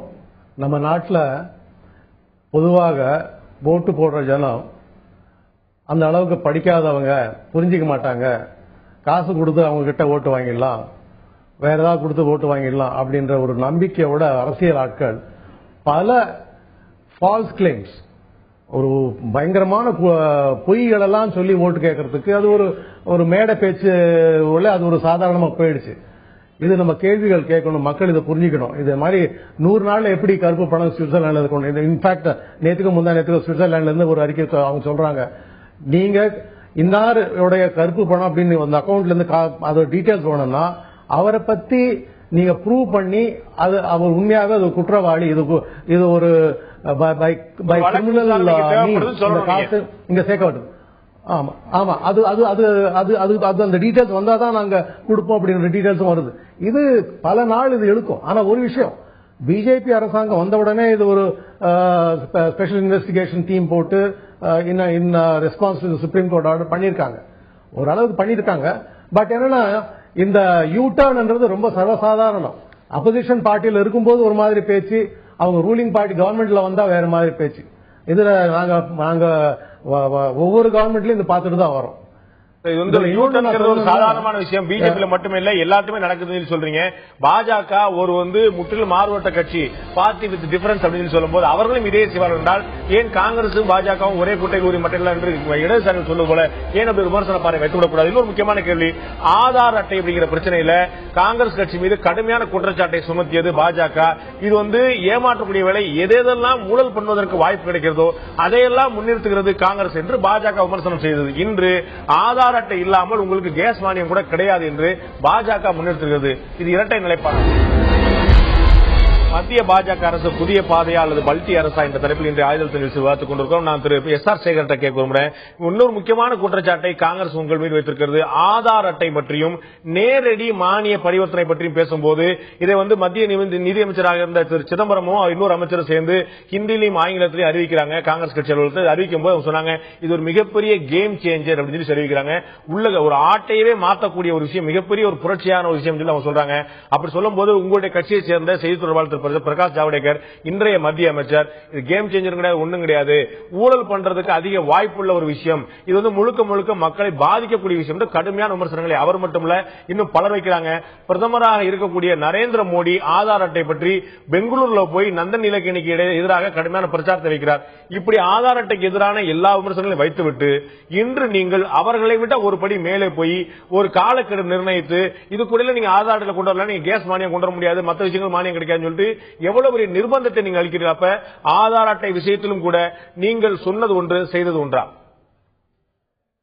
அதாவது முதல்ல அந்த குற்றச்சாட்டுகள், அப்போது சொன்ன குற்றச்சாட்டுகள் சரி. அதாவது மிகப்பெரிய அளவில் நந்தன் நில்கனியில 70,000 கோடி, அந்த இஃப் ஐ ரிமெம்பர் கரெக்ட், அந்த அளவிலே பணம் அதிலே முதலீடு செய்யப்பட்டது. அதே மாதிரி எல்லைப்புற மாகாணங்களிலும் எடுக்கக்கூடிய புள்ளி விவரங்கள் நிறைய இன்ஃபில்ட்ரேட்டர்ஸுக்கு அவர்களுக்கு அந்தஸ்து தருகின்ற அளவிலே காங்கிரசுடைய செயல்பாடு இருந்த குற்றச்சாட்டுகள் வந்தவண்ணம் இருந்தது. மூன்றாவதாக தேர்தலை நெருங்கி இருந்த அந்த காலகட்டத்திலே கொடுக்கக்கூடிய மானியத்தை காரணம் காட்டி ஓட்டுகளை விலை பேசுகின்ற அளவிலே காங்கிரஸ் இருந்தது என்பது உண்மை. இந்த காரணத்தினாலே அப்போது சொல்லப்பட்டது. இப்போது யூ டர்ன் எல்லாம் ஒண்ணும் இல்ல, பெரிய அளவிலே முதலீடு செய்யப்பட்ட அந்த ஒரு திட்டத்தில் 70-80% மேல நிறைவு பெற்றுவிட்டதை நாம் பயன்படுத்திக் கொள்ள நினைத்தோம். காரணம் அது மிகப்பெரிய பைனான்சியல் லாஸ் ஆக அதை மறுபடியும் இப்போது விட்டால். இரண்டாவதாக திட்டத்தை எக்ஸிகியூஷன், அந்த எக்ஸிகியூஷன் ரிசல்ட், இதை பொறுத்துதான் ஒரு திட்டத்தினுடைய வெற்றியாகும். அதை பாரதிய ஜனதா கட்சி கையில எடுத்த பிறகு அந்த திட்டத்தை சரியான முறையில் எக்ஸிகியூஷனும் அதற்கு சரியான ரிசல்ட் வருகின்ற வகையில் செயல்பாடுகளும் இருப்பதாகத்தான் இப்போது நாங்கள் செய்து கொண்டிருக்கிறோம். இப்போது பாரதிய ஜனதா கட்சி கொடுக்கக்கூடிய மானியங்கள் அதுல ஒழுகல் இல்லாதபடி, அதிலே சேதம் இல்லாதபடி, அது தவறான கைக்கு போகாதபடி அந்த மானியத்தை கொடுத்துக் கொண்டிருக்கிறோம். எந்தவித அரசியல் பின்பலங்களும் லாபங்களும் இல்லாமல், தேர்தலை நோக்கிய மானியங்களாக இல்லாமல் மக்களுக்கு நேரே போய் சேருவதற்காக இந்த ஆதார் அட்டை எடுத்திருக்கிற காரணத்தினாலே இது யூ டர்ன் என்கின்ற பேச்சுக்கே இடமில்லை. சொன்ன ஒவ்வொரு வார்த்தையும் நிதியமைச்சராக இருந்த திரு சிதம்பரம் சொன்ன வார்த்தைகள். ஒரு ஒழுகல் கூட இல்லாதபடி, ஒரு கசிவு கூட இல்லாதபடி நேரடியாக மக்களை அவர்களுடைய வங்கி கணக்கிலே பணம் சேர்க்கக்கூடிய விஷயம். நீங்க பேசுற ஒவ்வொரு வார்த்தையும் ஏற்கனவே பேசியவர் திரு சிதம்பரம். ஆனா நீங்க பரிட்சித்தார்த்தமாக ஆந்திராவிலே ஒரு மாவட்டத்திலேயும் மகாராஷ்டிரத்தில் ஒரு மாவட்டத்திலேயும் இதை பரிட்சித்தார்த்தமாக எடுத்து அது மிகப்பெரிய ஃபெயிலியர் என்று அந்த காங்கிரஸ் ஆண்ட காலத்திலே இது வெளியிடப்பட்ட அறிக்கை ஒன்று. இரண்டாவது நீங்க தான் சொன்னீங்க இப்ப 80% பணி முடிஞ்சிருச்சுன்னு. நீங்க ஆட்சிக்கு 6 மாசம் தான் ஆகுது. 6 மாசத்துல நீங்க 80% பணியை முடிச்சிட்டீங்களா? காங்கிரஸ் அரசுல அது பணியை முடிக்கல அப்படிங்கிற ஒரு கேள்வி இருக்கு. திரு ராமசுப்ரமணியன் கேட்க விரும்புறேன். கர்நாடகாவில் நரேந்திர மோடி பிரச்சாரம் பண்ணும்போது சொல்றார், இது ஒரு இந்த சிஸ்டமே ஃபெயிலியர் அப்படின்னு சொல்றாங்க. இந்த ஆதார் அட்டை அப்படிங்கிற சிஸ்டமே ஃபெயிலியர். அது போக காங்கிரஸ் கட்சி எங்க ஊழல் பண்றதுக்கு, எங்க கரப்ஷனுக்கு ஒரு வாய்ப்பு இருக்குதோ அதை செய்யுன்னு சொல்லிட்டு இந்த நேரடி மானிய திட்டத்தை கரப்ஷன் செய்யறதுக்கான ஒரு வாய்ப்புள்ள திட்டம் நரேந்திர மோடி சொல்றார். ஆனா இன்னைக்கு நிலைமை வேறையா இருக்கு. இல்ல இப்ப ஆதார் பத்தி ஒரு முக்கியமான விஷயம் என்னன்னா, இது கான்ஸ்டிடியூஷனலி வேலிட் ஆர் நாட். ஆதார்ங்கிறது கான்ஸ்டிடியூஷனல் பேக்கப் கிடையாது. இப்பொழுது மத்திய அரசு, அதாவது பிஜேபி அரசு அதை பார்லிமெண்ட்ல கொண்டு அதுக்கு ஒரு அரசியல் சாசன அங்கீகாரம் அளிப்பதற்கான நடவடிக்கை எடுத்துட்டு ஏன் செய்யணும்? ஒரு ஃபெயிலியர் சிஸ்டம், கரப்ஷனுக்கு வாய்ப்பு தரக்கூடிய சிஸ்டம் இல்ல. அதுல நல்லது பின்னாடி அவரே மாத்திட்டு இருக்காரு புரிஞ்சுக்கணும். But constitutionally it is not practical. ஒன்னொன்னா சொல்லிட்டு அதுக்கப்புறம் மாத்திட்டு அதுக்கப்புறம் அதுக்கு அரசியல் அங்கீகாரம் கொடுக்க இல்ல சார். முதல்ல இது it is constitutional invalid sir. இது கான்ஸ்டிடியூஷன் அங்கீகாரம் கிடைக்கிறது. அப்ப அதுக்கு நீங்க அங்கீகாரம், வெயிட் எ மினிட் சார், அதுக்கு அங்கீகாரம் கொடுக்கணுமா வேண்டாமா? You have to give a constitution. முதல்ல பாஜகவே அங்கீகாரம் கொடுக்கல, அப்புறம்லாம் அரசியல் சாசன அங்கீகாரம் பெறுவது பற்றி பாஜக அங்கீகாரம் கொடுக்காம இருந்துட்டு இன்னைக்கு நீங்க அவங்க அழுத்துறாங்க, கடுமையாக அழுத்துறாங்க. இது அப்படித்தான் செய்யணும்னு சொல்றாங்க. இன்னைக்கு அவங்க செஞ்சதை தாண்டி காலக்கெடு நினைக்கிற இடத்துல பாஜக போயிருச்சு. கரெக்ட். பட் ஈவன் தென் அப்படி ஹேவிங் செட் தட், இப்ப கான்ஸ்டிடியூஷனல் க்ளோத்திங் எதுக்கு வேணும் சார்? அப்பதான் அதை பண்ண முடியும். ஆனா அந்த அரசாங்கம் கான்ஸ்டிடியூஷன் படி அவர்கள் செய்தார்களா? அவங்க அதெல்லாம் ஆக்ஷன் எடுக்கல. ஆதாரம் இல்ல ஆதார் சொன்னாங்களே ஒழிய அதை லீகலா என்னென்ன சிஸ்டமேட்டிக்கா செய்திருக்கிறார்களா என்றால் செய்யல. அதை செய்வதற்கான முயற்சிகள் இப்போது தற்போது உள்ள அரசாங்கம் செய்து கொண்டிருக்கின்றது. ஆகவே இப்பொழுது செய்வது என்பது சரியாகத்தான் எனக்கு படுகிறது. திரு பகவான் சிங் கேட்க ஒரு முறை இதுல பாத்தீங்கன்னா ஒரு அச்சம் இடதுசாரி உள்ளிட்ட எல்லா கட்சியும் எழுப்புவது என்னன்னா, இது ஆதார் அட்டைக்கான வேலிடிட்டி இருக்குதா இல்லையா அப்படிங்கிறத தாண்டி மானியங்களுக்கு ஒரு முற்றுப்புள்ளி வைக்கக்கூடிய ஒரு முயற்சி, அதை காங்கிரசும் புறவாசல் வழியாக செய்தது, பாஜகவும் அதே வாசல் வழியாக செய்கிறது அப்படிங்கிற ஒரு அச்சம் இருக்குது.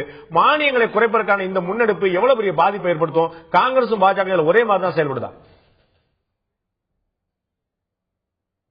ஆமா, அப்படிதான் தோணுது. இப்போ கொஞ்ச நாள் முன்னாடி ஜேட்லியும் சொல்லி இருக்கிறாரு, எல்பிஜி என்னன்னா அது only for poor people, upper middle class எல்லாம் இருக்காது, ரிச் பீப்புளுக்கு இருக்காதுன்னு சொல்றாரு. அந்த மாதிரி ஒவ்வொரு மானியமும் குறைச்சிட்டே வர்றதுக்கு ஒரு வாய்ப்புகள் இருக்கு. ஆனா அக்ராஸ் தி வேர்ல்டு டெவலப்ட் கண்ட்ரீஸ்ல எல்லாம் ஒரு நேஷனல் கார்டு இருக்கிறது, அது இட் ஹஸ் பீன் ப்ரூவ்டு. ரொம்ப அது ஃபெசிலிட்டேட் பண்றது. It's very good for administration, even for law and order, எல்லா விஷயத்திலயும் அது நல்லதுன்னு சொல்றாங்க.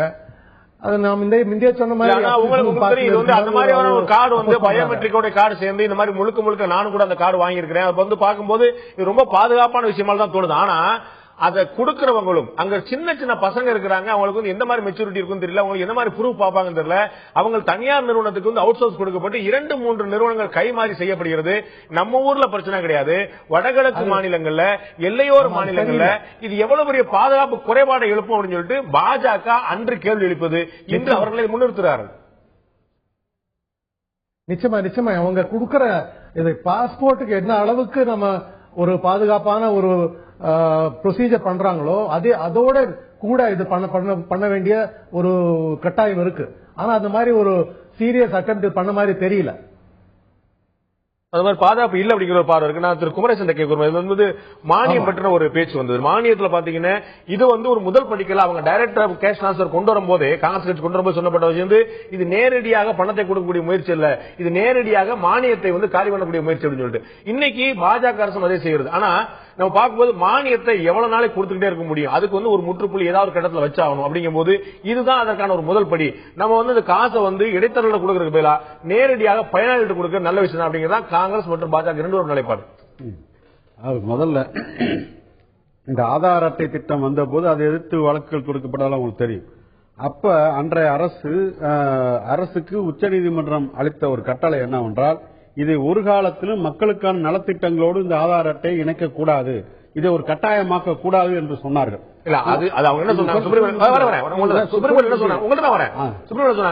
ஆதார் அட்டை இல்லை என்றால் ஒரு பயன் கிடைக்காதுன்னு சொல்ல முடியாது. இப்பயுமே வச்சிருக்காங்க ABC 3-4 ஆப்ஷன் வச்சிருக்காங்க. ஆதார் அட்டை இருந்தா ஆதார் அட்டை காட்டு, அப்படி இல்லைன்னா இந்த ஃபார்ம் ஃபில் பண்ண அப்படிதான் வச்சிருக்காங்க. நலத்திட்டங்களோடு இணைக்க கூடாதுன்னு சொல்ல, இது ஆதார் அட்டை இருந்தால்தான் நலத்திட்டத்தை அது கட்டாயமாக்க கூடாது, இது இருந்தாதான் அது தருவேன் சொல்லக்கூடாதுங்கிறது தான் உச்சநீதிமன்றத்தினுடைய ஆணை. அடிப்படையில் வந்து கிட்டத்தட்ட 30-40% மேல வந்து அடைய வேண்டியது வந்து காங்கிரஸ் அரசுக்கு தரப்பட்ட ஆணை அல்ல. ஆனா அது பிஜேபி அரசு மீற முடியுங்கிற இதெல்லாம் கிடையாது. ஒட்டுமொத்தத்தில் இந்திய அரசுக்கு தரப்பட்டிருக்கிற ஆணை. இவர்கள் நீதிமன்றத்தையும் மதிக்கவில்லை. அடுத்து நாடாளுமன்றத்தில் இது பற்றி அந்த அரசும் வாதிக்கல. இவ்வளவு பெரிய நாட்டினுடைய இன்றைக்கு பிறந்து கொண்டிருக்கிற ஒரு குழந்தையும் கூட சம்பந்தப்படுத்துகிற ஒரு விஷயம் இது. இன்றைக்கு உயிர் விட்டுக் கொண்டிருக்கிற ஒரு முதியவர் அவரும் சம்பந்தப்படுகிற விஷயம் இது. இத்தனை பேரையும் சம்பந்தப்பட்ட ஒரு விஷயத்தை பற்றி நாடாளுமன்றத்தில் கடந்த அரசும் விவாதிக்கவில்லை, ஒரு தகவலாக கூட முன்வைக்கவில்லை. இன்றைக்கு இவர் சொல்கிற இந்த அரசு நாடாளுமன்றத்தில் வைக்கிறதுக்கு ஏதோ செஞ்சுக்கிட்டு இருக்குன்னு எப்படி இவர்கிட்ட மட்டும் வந்து மோடி ஏதாவது போன் பண்ணி இருக்கு சார். நான் பாத்திருக்கேன்.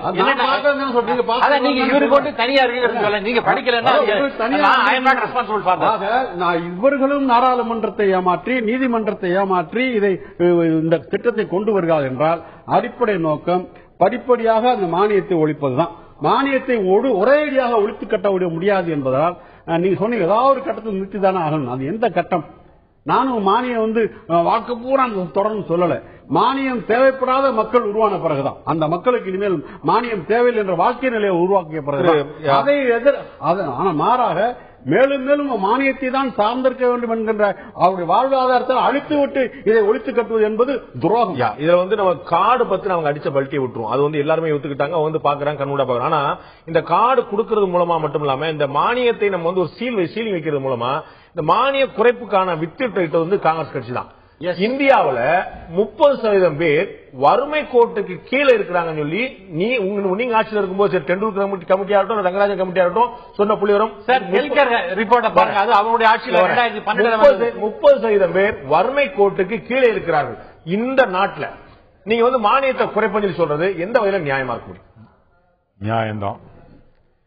எனக்கு ரேஷன் கார்டு கிடையாது, எனக்கு ரேஷன் கார்டு இருக்கக்கூடாதுன்னு நான் நினைக்கிறேன். ரேஷன் கார்டு இருக்கணும், நான் முடிச்சு ரேஷன் கார்டு அடையாளம் இல்ல. ஆனா ரேஷன் கார்டு அடையாளமா அவசியம் இல்ல. நான் 26 வருடமா இந்தியாவில் வாழ்ந்துட்டு இருக்கேன். ரேஷன் கார்டு இல்லாம இந்தியாவில் வாழ முடியாதுன்னு சொன்னாங்க. நான் வாழ்ந்துகிட்டு இருக்கேன். எனக்கு எல்லாமும் கிடைத்திருக்கு. ஆனா மானிய விலையில ரேஷன் வாங்குவதில்லை ஒன்று. அதனால ரேஷன் இல்லாம வாழ முடியும்ன்றதுக்கு நான் ஒரு எடுத்துக்காட்டு. நீங்க நான் முடிச்சிடறேன். நீங்க சொன்ன கேள்விக்கிறேன்.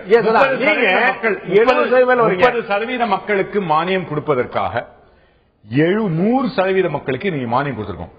என்ன மாதிரி ஆட்களுக்கு எல்லாம் மானியம் கிடைக்கக்கூடாது. ஏன் உங்களுக்கு கூட கிடைக்காது, இவருக்கு கிடைக்கக்கூடாது? ஏன்னா இத்தனை வருஷம் கொடுத்தது யார் தப்பு? நீங்க சொல்ல உண்மைன்னா கொடுத்தது யார் தவறு? ஆட்சிக்கு வந்த 6 மாதத்தில் அருண் ஜேட்லி கேட்கிற இந்த கேள்வியை எனக்கெல்லாம் மானியம் தேவையா கூடாதுன்றார். அவர் கேட்டா லாஜிக் இருக்கு. 6 மாசத்துல நீங்க 60 வருஷமா ஆண்டு லாஜிக் இல்ல. அவர் 60 வருஷமா ஆண்டு 8 அவங்க ஆட்சிக்கு வந்தாங்க. காலங்கள் மாறுகிறது, டெக்னாலஜி மாறுது, ஆட்சி மாறுது, ஒரு அச்சம் வந்துருது. இல்லைங்க உங்களை மாதிரி நாங்க அன்னைக்கு பாத்தீங்கன்னா அவங்கள மாதிரி அன்னைக்கு ஒண்ணு இரட்டை நாப்படியும் பொய் பேசும் வழக்கம் கிடையாது. அன்னைக்கு இன்சூரன்ஸ் பில் ஆதரிச்சோம், இன்னைக்கு இன்சூரன்ஸ் பில் ஆதரிக்கிறோம். எங்களை ஒப்பிட்டு பேசுறாங்க. நான் மானியத்தை பத்தியே பேசுறேன். நான் இன்னைக்கு ஒண்ணு சொன்னேன், இன்னைக்கு அதான் சொல்றேன். அவங்க ஆட்சிக்கு வந்தோடனே மானியம் கொடுக்கூடாது நான் சொல்லியே. அப்ப நீங்க என்ன யூ டர்ன் சர்க்கார்னு சொல்லலாம், யூ டர்ன் அப்போசிஷன் சொல்லலாம். அந்த மாதிரி வெக்கக்கெட்ட வேலைகளை நாங்க செய்வதில்லை. ஆனா நீங்க கேட்ட கேள்விக்கு பதில் சொல்றேன். மானியம் குறிப்பிட்டவங்களுக்கு அப்பதான் ஏழைகளுக்கு ஒண்ணு அதிகமா கொடுக்க முடியும். ஏன் இன்னைக்கு பாத்தீங்கன்னா இந்த மாநில அரசு டிவியா இருக்கட்டும், கிரைண்டரா இருக்கட்டும் பணக்காரங்களுக்கு கொடுத்தாங்க. இல்ல பலது அவங்க உபயோகப்படாம நடுத்தரல கடந்தது, இதுக்கு கடந்தது.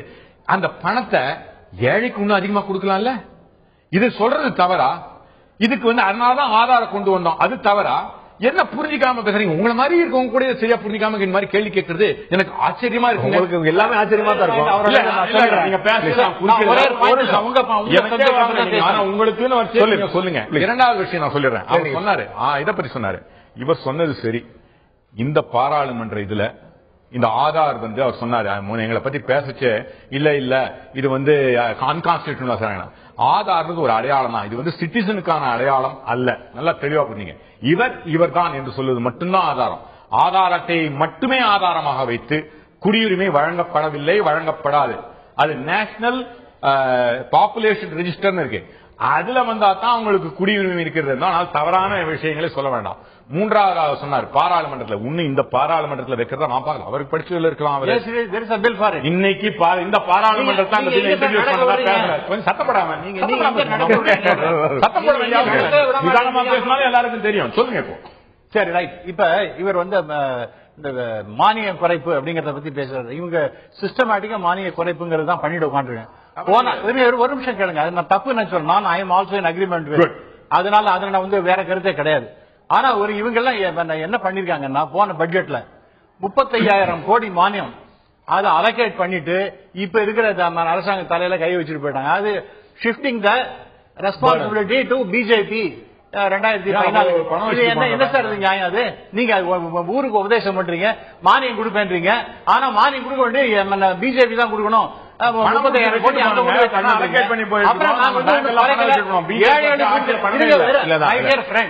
ஏழைகளுக்கு கொடுக்கணும்னு சொல்றது. இப்ப கெரசின் வச்சு எடுத்துப்போம்.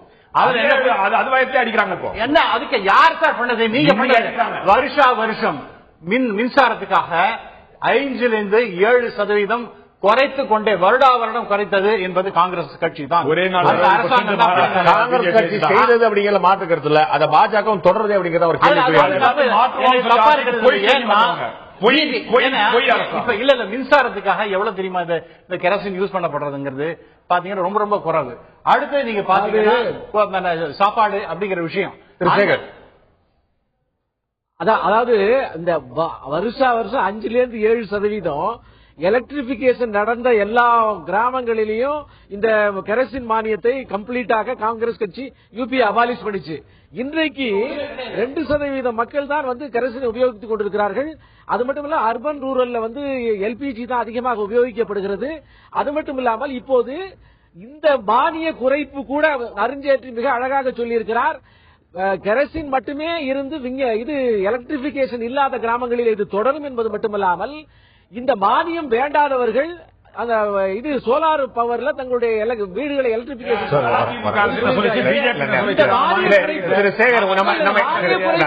நம்ம எல்லாருக்குமே தெரியும். இந்த கெரசினை வந்து யார் பயன்படுத்துறா அப்படிங்கிறது தெரியும். நீங்க சொல்றீங்க சோலார் கலப்படத்துக்கு பயன்படுத்துகின்றது நான் சொல்றேன். கலப்படத்தை தடுக்க வேண்டியது உங்களுடைய கடமை. அதை செய்யாமல் பயன்படுத்துறது சொல்லுவீங்களா? சரியான முறையில் ஊழல் நடக்கிறது, திருட்டு நடக்கிறது, காவல்துறை கலப்பீங்களா?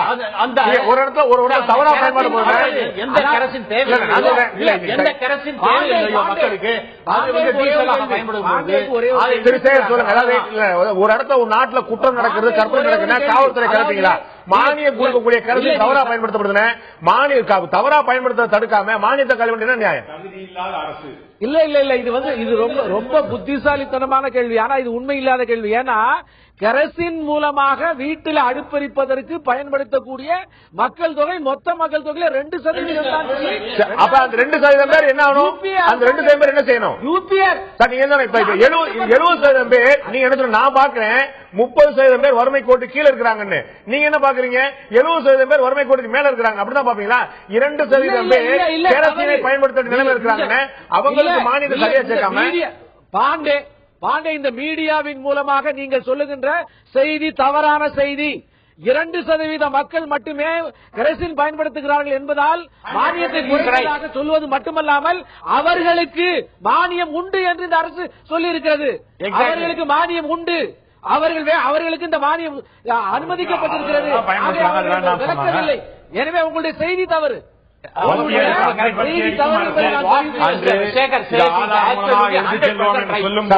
பயன்பாட பூரா முழுக்க முழுக்க குறைச்சாச்சு. தமிழக அரசு வந்து கடந்த ஆட்சியில வந்து தொடர்ந்து கடிதம் எழுதி எங்களுக்கு கொடுக்கக்கூடிய அளவு குறைச்சிட்டே தமிழக அரசு ஏன் வாய்ப்பு இருக்காங்கன்னு தெரியல.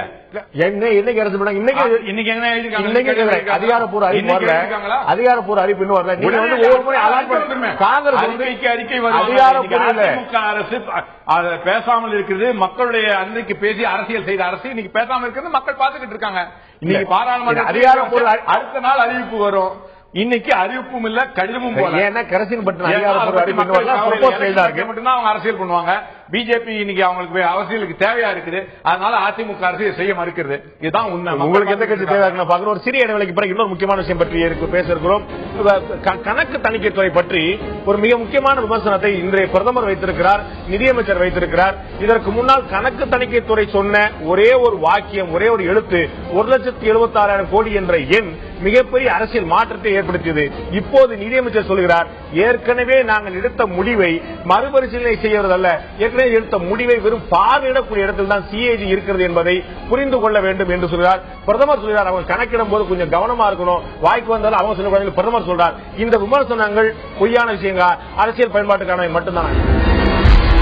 மத்திய பாஜக அரசு புதிய பாதையா அல்லது பல்டி அரசா என்ற தலைப்பில் இன்று ஆயுதத்தில் விவாதித்துக் கொண்டிருக்கோம். நான் திரு எஸ் ஆர் சேகத்தை கேட்கிற முறை முக்கியமான விஷயம் பார்த்தீங்கன்னா வந்து மானிய குறைப்பு பற்றி பேசிட்டு இருக்கும் போது டீசலுக்கான மானியத்தை குறைத்துக் கொண்டு டீசல் விலையும் பெட்ரோல் விலையும் கடந்த ஆட்சியிலே சொல்லிட்டாங்க வந்து தனியார் எண்ணெய் நிறுவனங்களே அதை வந்து கையாளும் சொல்லிட்டு இப்ப பெரிய துயரம், பெரிய சந்தேகம், அதிர்ச்சி என்ன விஷயம்னா டீசலுக்கான கச்சா எண்ணெயுடைய சர்வதேச விலை குறைந்து கொண்டே வரும்போது வரலாறு காணாத அளவில் 35% வரைக்கும் குறைஞ்சிக்கிட்டே வரும்போது நீங்க அந்த விலையை குறைறத அப்படியே அனுமதிக்க அந்த பயனாளிகள் சாமானியர்களும் தொழிலதிபர்களும் அதை அனுமதிக்க விடாம அந்த டீசல் விலை மீது கலால் வரியை 2 முறை அதிகரித்திருக்கீங்க.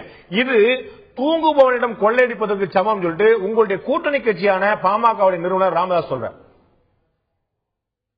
அதாவது வாய் புளிச்சதோ மாஞ்சா புளிச்சதோன்னு சொல்லி பேசக்கூடிய பண்பாளர்கள் அரசியல்ல நிறைய பேர் இருக்காங்க. அந்த மாதிரி தலைவர்களுடைய கருத்துக்களுக்கெல்லாம் வந்து பதில் சொல்வது சரியாக இருக்காதுன்னு நான் நினைக்கிறேன். இப்ப இந்த விஷயத்தை பொறுத்த மட்டும் ஆயில் பூல் ரிசர்வ் உங்களுக்கு நன்றா தெரியும். முதல் முறையாக வாஜ்பாயினுடைய ஆட்சியில தான் இந்த மாதிரியான விலையேற்றத்தை வந்து ஸ்திரப்படுத்துவதற்காக ஆயில் பூல் ரிசர்வ் சொல்லி ஒரு 20,000 கோடி ரூபாய் வாஜ்பாயினுடைய அரசியலை ஏற்படுத்தினார்கள். அப்படி ஏற்படுத்துகின்ற போது இந்த விலை ஏற்றத்தை மக்களுக்கு பாதிக்காமல் இருப்பதற்காக ஒரு குஷனுக்காக உருவாக்கப்பட்ட நிதி இது. அதற்கு பின்னாலே இப்ப டீரெகுலேஷன் பண்ணிட்டார்கள். அதனுடைய பயனை மக்களுக்கு கொடுத்து கொண்டிருக்கிறோம். இருந்தாலும் கூட அதனுடைய பின்னாலே இந்த விலையானது ஏறுகின்ற போது அதை சமாளிப்பதற்காக வேண்டுமென்றால் சொல்லலாம். அதற்கு முழு பயனும் வந்து சேரவில்லை என்கின்ற உங்களுடைய ஆதங்கம் புரிகிறது. ஆனால் அந்த ஆதங்கத்தில இந்த கலால் வரியை போட்டிருப்பது ஒரு மிகப்பெரிய அளவிலே இந்த கன்சியூமருக்கு செய்த துரோகமாக நான் நினைக்கவில்லை. மாறாக ஏற்படுகின்ற மிகப்பெரிய துரோகம் எந்த அளவுக்கு துரோகம் நினைக்கிறீங்க? அதாவது விலை குறையும் போது குறைந்த விலையை அனுபவிக்க விடாமல் அதுல கூடுதல் வரியை வச்சு அதே விலை வாங்கும் போது இது துரோகம் இல்லாமல் வேற என்ன? இல்ல அதாவது இது சர்வசாதாரணமா சொல்லிடலாம். விலை ஏறுகின்ற போது ஏற்படுகின்ற குஷனை சரி செய்வதற்காக அந்த கலால் வரி போடப்பட்டிருக்கிறது. ஆனால் மறுபடியும் என்ன சொல்ல வரீங்க? நாளை ஒருவேளை விலை உயரும் போது நீங்க இப்ப வசூலிக்கிற கலால் வரியில இருந்து நீங்க கொடுத்து மக்களுக்கு விலை ஏறாம பாத்துக்க போறீங்களா? அப்படி அல்ல அது விஷயம். அப்படி அல்ல. அரசாங்கத்தினுடைய செலவினங்களிலே ஒரு குஷன் ஏற்படுத்துவதற்காக என்றுதான் நான் நினைக்கிறேன். ஆனால் இது மக்கள் மீது மிகப்பெரிய அளவிலே ஒரு துரோகத்தை செய்வதாக நீங்க சொல்லுகின்ற குற்றச்சாட்டை ஏற்றுக்கொள்ள முடியாது. இன்னைக்கு விலை குறையும் போது நீங்க இந்த வரியை விதிக்கிறீங்க. ஒரு முறையில 2 முறை வச்சுட்டீங்க. ஒரு மாசம் இடைவெளியில நாளைக்கு விலை ஏறும் போது இந்த வரியை குறைக்க போறீங்களா? இல்ல அதாவது இந்த 2 மாத காலத்திலே 4 முறை விலை குறைக்கப்பட்டிருக்கிறது. அது குறைக்கப்படாமல் டீரெகுலேஷன் செய்யப்படாமலே டீசல் இருக்குமே இதே விலைவாசி இருக்கும். அது மட்டுமில்லாமல் இந்த பயனை முழுவதும் இந்த அரசு மட்டுமே அனுபவித்துக் கொண்டிருக்கும். அதற்கு ஏதாவது ஒரு சாக்குகள் காங்கிரஸ் அரசாங்கம் இருந்தால் சொல்லப்பட்டுக் கொண்டிருக்கிறோம். இந்த நிலைமையெல்லாம் இல்லாமல் இந்த கலால் வரி ஏற்றப்பட்டது மட்டும் ஒரு குறிப்பாக சொல்லப்படுகிற குற்றச்சாட்டு ஏற்கத்தக்கதில்லை என்றுதான் நான் நினைக்கிறேன். நீங்க இப்ப அஃபென்ஸ் சைடுல இருக்கீங்க. சொல்ல விட மாட்டேங்கிறீங்க. அடிச்சிட்டு இருக்காங்க டீசல் விலையில. உங்களுடைய ஆட்சிக்கு வந்த உடனே 2 முறை டீசல் விலை ஏற்றினாங்க. அமெரிக்க நாளோட குரலா தான் நான் இன்னைக்கு உட்கார்ந்துருக்கிறேன். நான் ராமசூரன் கேட்க விரும்புறேன். டீசல் விலை கச்சா எண்ணெய் குறையும் போதோ கூடும் போதோ என்னன்னாலும் நீங்க எண்ணெய் நிறுவனங்கள்ட்ட கொடுத்தாச்சு. டீசல் விலையும் சரி பெட்ரோல் விலையும் சரி கொடுத்தாச்சு. இப்ப விலை குறைஞ்சிட்டு இருக்கும்போது அதோட பயனை அனுபவிக்க வேண்டியவர்கள் பயனாளிகள். ஆனா இந்த இடத்துல 2 முறை கலால் வரியை உயர்த்தது மூலமா நாளைக்கு இந்த விலை ஏறும் போது இப்ப அது இன்னும் சொல்ல போனா மறைமுகமா இந்த விலை ஏற்றப்பட்டு சொல்லணும். விலை ஏறாம இருந்தா கூட குறைந்திருக்க வேண்டிய விலையை அரசு உள்ளே வரியாக வரி வசூலிச்சா நாளைக்கு இதை you are not going to take it back. அப்ப கூடுதலாக எனக்கு சுமையை கொடுக்குறீங்க. இது நான் ஏற்கனவே எனக்கு ஒரு ராமா சொன்ன உதாரணம் வருது. நான் பலவீனமா இருக்கும் போது என்ன ஓங்கி அடிக்கிற மாதிரி தான் தோணுது. நீங்க ஏமாற்றி ஆட்சிக்கு வந்தீங்க. என்னுடைய ஆன்சர் சொல்றேன் சார். அதாவது இந்த அரசாங்கம் பொறுப்பேற்ற உடனேயே மிகப்பெரிய அளவிற்கு பிரச்சனைகளை பழைய அரசாங்கம் கொண்டு விட்டு போய்விட்டது. என்னென்ன சொன்னா பப்ளிக் செக்டார் அண்டர்டேக்கிங்ஸ் அவங்களுக்கு எல்லாம் டிவிடெண்ட் இந்த வருஷம் தரணும். 2014 கொடுக்க வேண்டிய பணம் செப்டம்பருக்குள்ள கொடுக்கணும். அதெல்லாம் போன வருஷமே பணத்தை வாங்கிட்டாங்க. ஒரு பாயிண்ட். 2வது பாயிண்ட் டாக்ஸஸ் அதெல்லாம் இந்த வருஷம் கட்ட வேண்டியதை அவங்க அட்வான்ஸ் டாக்ஸ் அது இதுன்னு நம்ம என்ன பிடிச்சு முன்னாடியே பணத்தை வாங்கிட்டு பி சிதம்பரம் அவர்கள் ஒரு ஜோடனை பண்ணி ஒரு பட்ஜெட்டை பிரசன்ட் பண்ணிட்டார். நான் டெபிசிட்டை குறைச்சிட்டேன். இப்ப 3வதாக நான் முன்னாடி சொன்னது போல இந்த சப்சிடிஸ் என்கின்றத போன வருஷமே கொடுத்திருக்க வேண்டியதை 35,000 கோடி இந்த வருஷத்தை கொண்டு தந்துட்டாங்க. இந்த மாதிரி பாத்தீங்கன்னா கிட்டத்தட்ட ஒரு 1,00,000 கோடி ரூபாய்களை இந்த அரசாங்கம் தலை இதுக்கு சம்பந்தமே இல்லாத இந்த அரசாங்கம் தலையில கையை வச்சுட்டாங்க. இப்ப இருக்கிற பிரச்சனை என்னன்னா இதுக்கு ரெவென்யூ வேணும். இன்னைக்கு ரெவென்யூ பாத்தீங்கன்னா டைரக்ட் இன்டைரக்ட் டாக்ஸஸ் எல்லாம் குறைவாக சற்று இருக்கின்றது. இப்படி நாராயணன். ஆகவே இந்த நேரத்தில் விலை குறையும் பொழுது இது ஒண்ணு பெரிய பிரச்சனை கிடையாது. சேகர் சொன்னது போல இப்ப தற்காலிகமாக இப்படி இருக்கு. இன்னும் சொல்ல போனா உங்களுக்கு ப்ளூம்பெர்க் போன்றவர்கள் என்ன சொல்லுகின்றார்கள் என்றால் இது $40 கூட வருகின்ற வாய்ப்பு இருக்கின்றது. 60 இப்ப நிச்சயமா வரப்போகின்றது. 40க்கு வர இருக்கின்றது. அப்ப நிச்சயம் விலை குறையத்தான் போறது. மக்கள் சந்தோஷமா இருக்காங்க. ப்ராபபிலி இதை நீங்க பூதாகரமாக உங்களுக்கு நீங்க அவருக்கு சார்பாக பேசுற அவருடைய மவுத்பீஸாக நீங்க செயல்படுகின்றீர்கள் என்று நான் கருதுகின்றேன். ரொம்ப பாராட்டுக்கு நன்றி. நான் திரு பகவான் சிங் கேட்க விரும்புறேன். இதுல ஏற்கனவே விலை ஏற்றப்பட்ட போதெல்லாம் ஏற்கனவே திரு சேகர் சொன்ன போல வாஜ்பாய் ஆட்சியில இதுக்கு ஒரு குஷன் குண்டு தயாரிக்கப்பட்டு இது எண்ணெய் விலை ஏற்ற இறக்கம் காணாம இருக்க ஒரு நிதானமான விலை கொண்டப்பட்டது. இன்னைக்கு 15 நாளைக்கு ஒரு முறை ஏறி இறங்கி இப்ப விலை வீழ்ச்சி அடைஞ்சாலும் கூட அதனை பலனை அனுபவிக்க வேண்டியது யார்? இந்த நேரத்தில் வரியை உங்களுக்கு உயர்த்துறது ஒரு முறைக்கு 2 முறை உயர்த்துறது திரு ராமசுப்ரமணியன் சொன்னது போல இந்த விலை இன்னமும் குறைஞ்சால் கூட அதனுடைய பலனை நம்ம அனுபவிக்க முடியாது. இன்னைக்கு விலை குறைஞ்ச காரணம் காட்டுறவங்க நாளைக்கு விலை ஏறினால் இந்த வரியை வாபஸ் வருவாங்களா? உங்களுடைய பார்வை திரு பகவான் சிங். அதாவது நம்ம இன்னைக்கு விலை ஏறிச்சுன்னா ஒரு நாளைக்கு ஒரு வேளைக்கு தான் நம்ம பெட்ரோல் பங்க் போகாம தடுக்கிறோம். நாளையில இருந்து திருப்பி போக ஆரம்பிச்சிடும். அது பஸ் ஃபேர் கூட அப்படிதான். இனிஷியலா ப்ரொடெஸ்ட் பண்ணுவோம், அதுக்கப்புறம் சரி பால் விலை. இதுதான் அரசாங்கம், ஒவ்வொரு அரசாங்கமும் இதெல்லாம் ஒரு மிஸ்யூஸ் பண்ணிடுது. இப்போ ஒரு நம்ம நண்பர் சொன்னாரு, ஃபியூச்சர்ல விலை ஏறினாலும் ஒரு குஷனிங் எஃபெக்ட் அப்படின்னு சொன்னாரு. அதுக்கப்புறம் என்ன சொன்னாரு, ஒரு பேர்டன், ப்ரீவியஸ் கவர்மெண்ட் நம்ம மேல ஒரு பெரிய சுமையை பல கோடிகள் நம்ம சுமையை வச்சது, அதுக்கு will have to meet the requirement, அதுக்காக இந்த பைனான்சஸ் ரைஸ் பண்றோம் அப்படின்னு சொன்னாரு. லட்சம் கோடிகள். இது என்னன்னா, ஆமா, தி ஹோல் திங் இஸ் நம்ம என்ன செய்தாலும் மக்கள் இதை ஏத்துப்பாங்க, கேள்விகள் கேட்க மாட்டாங்க. இனிஷியலா ஒரு ரெசிஸ்டன்ஸ் இருக்கும்.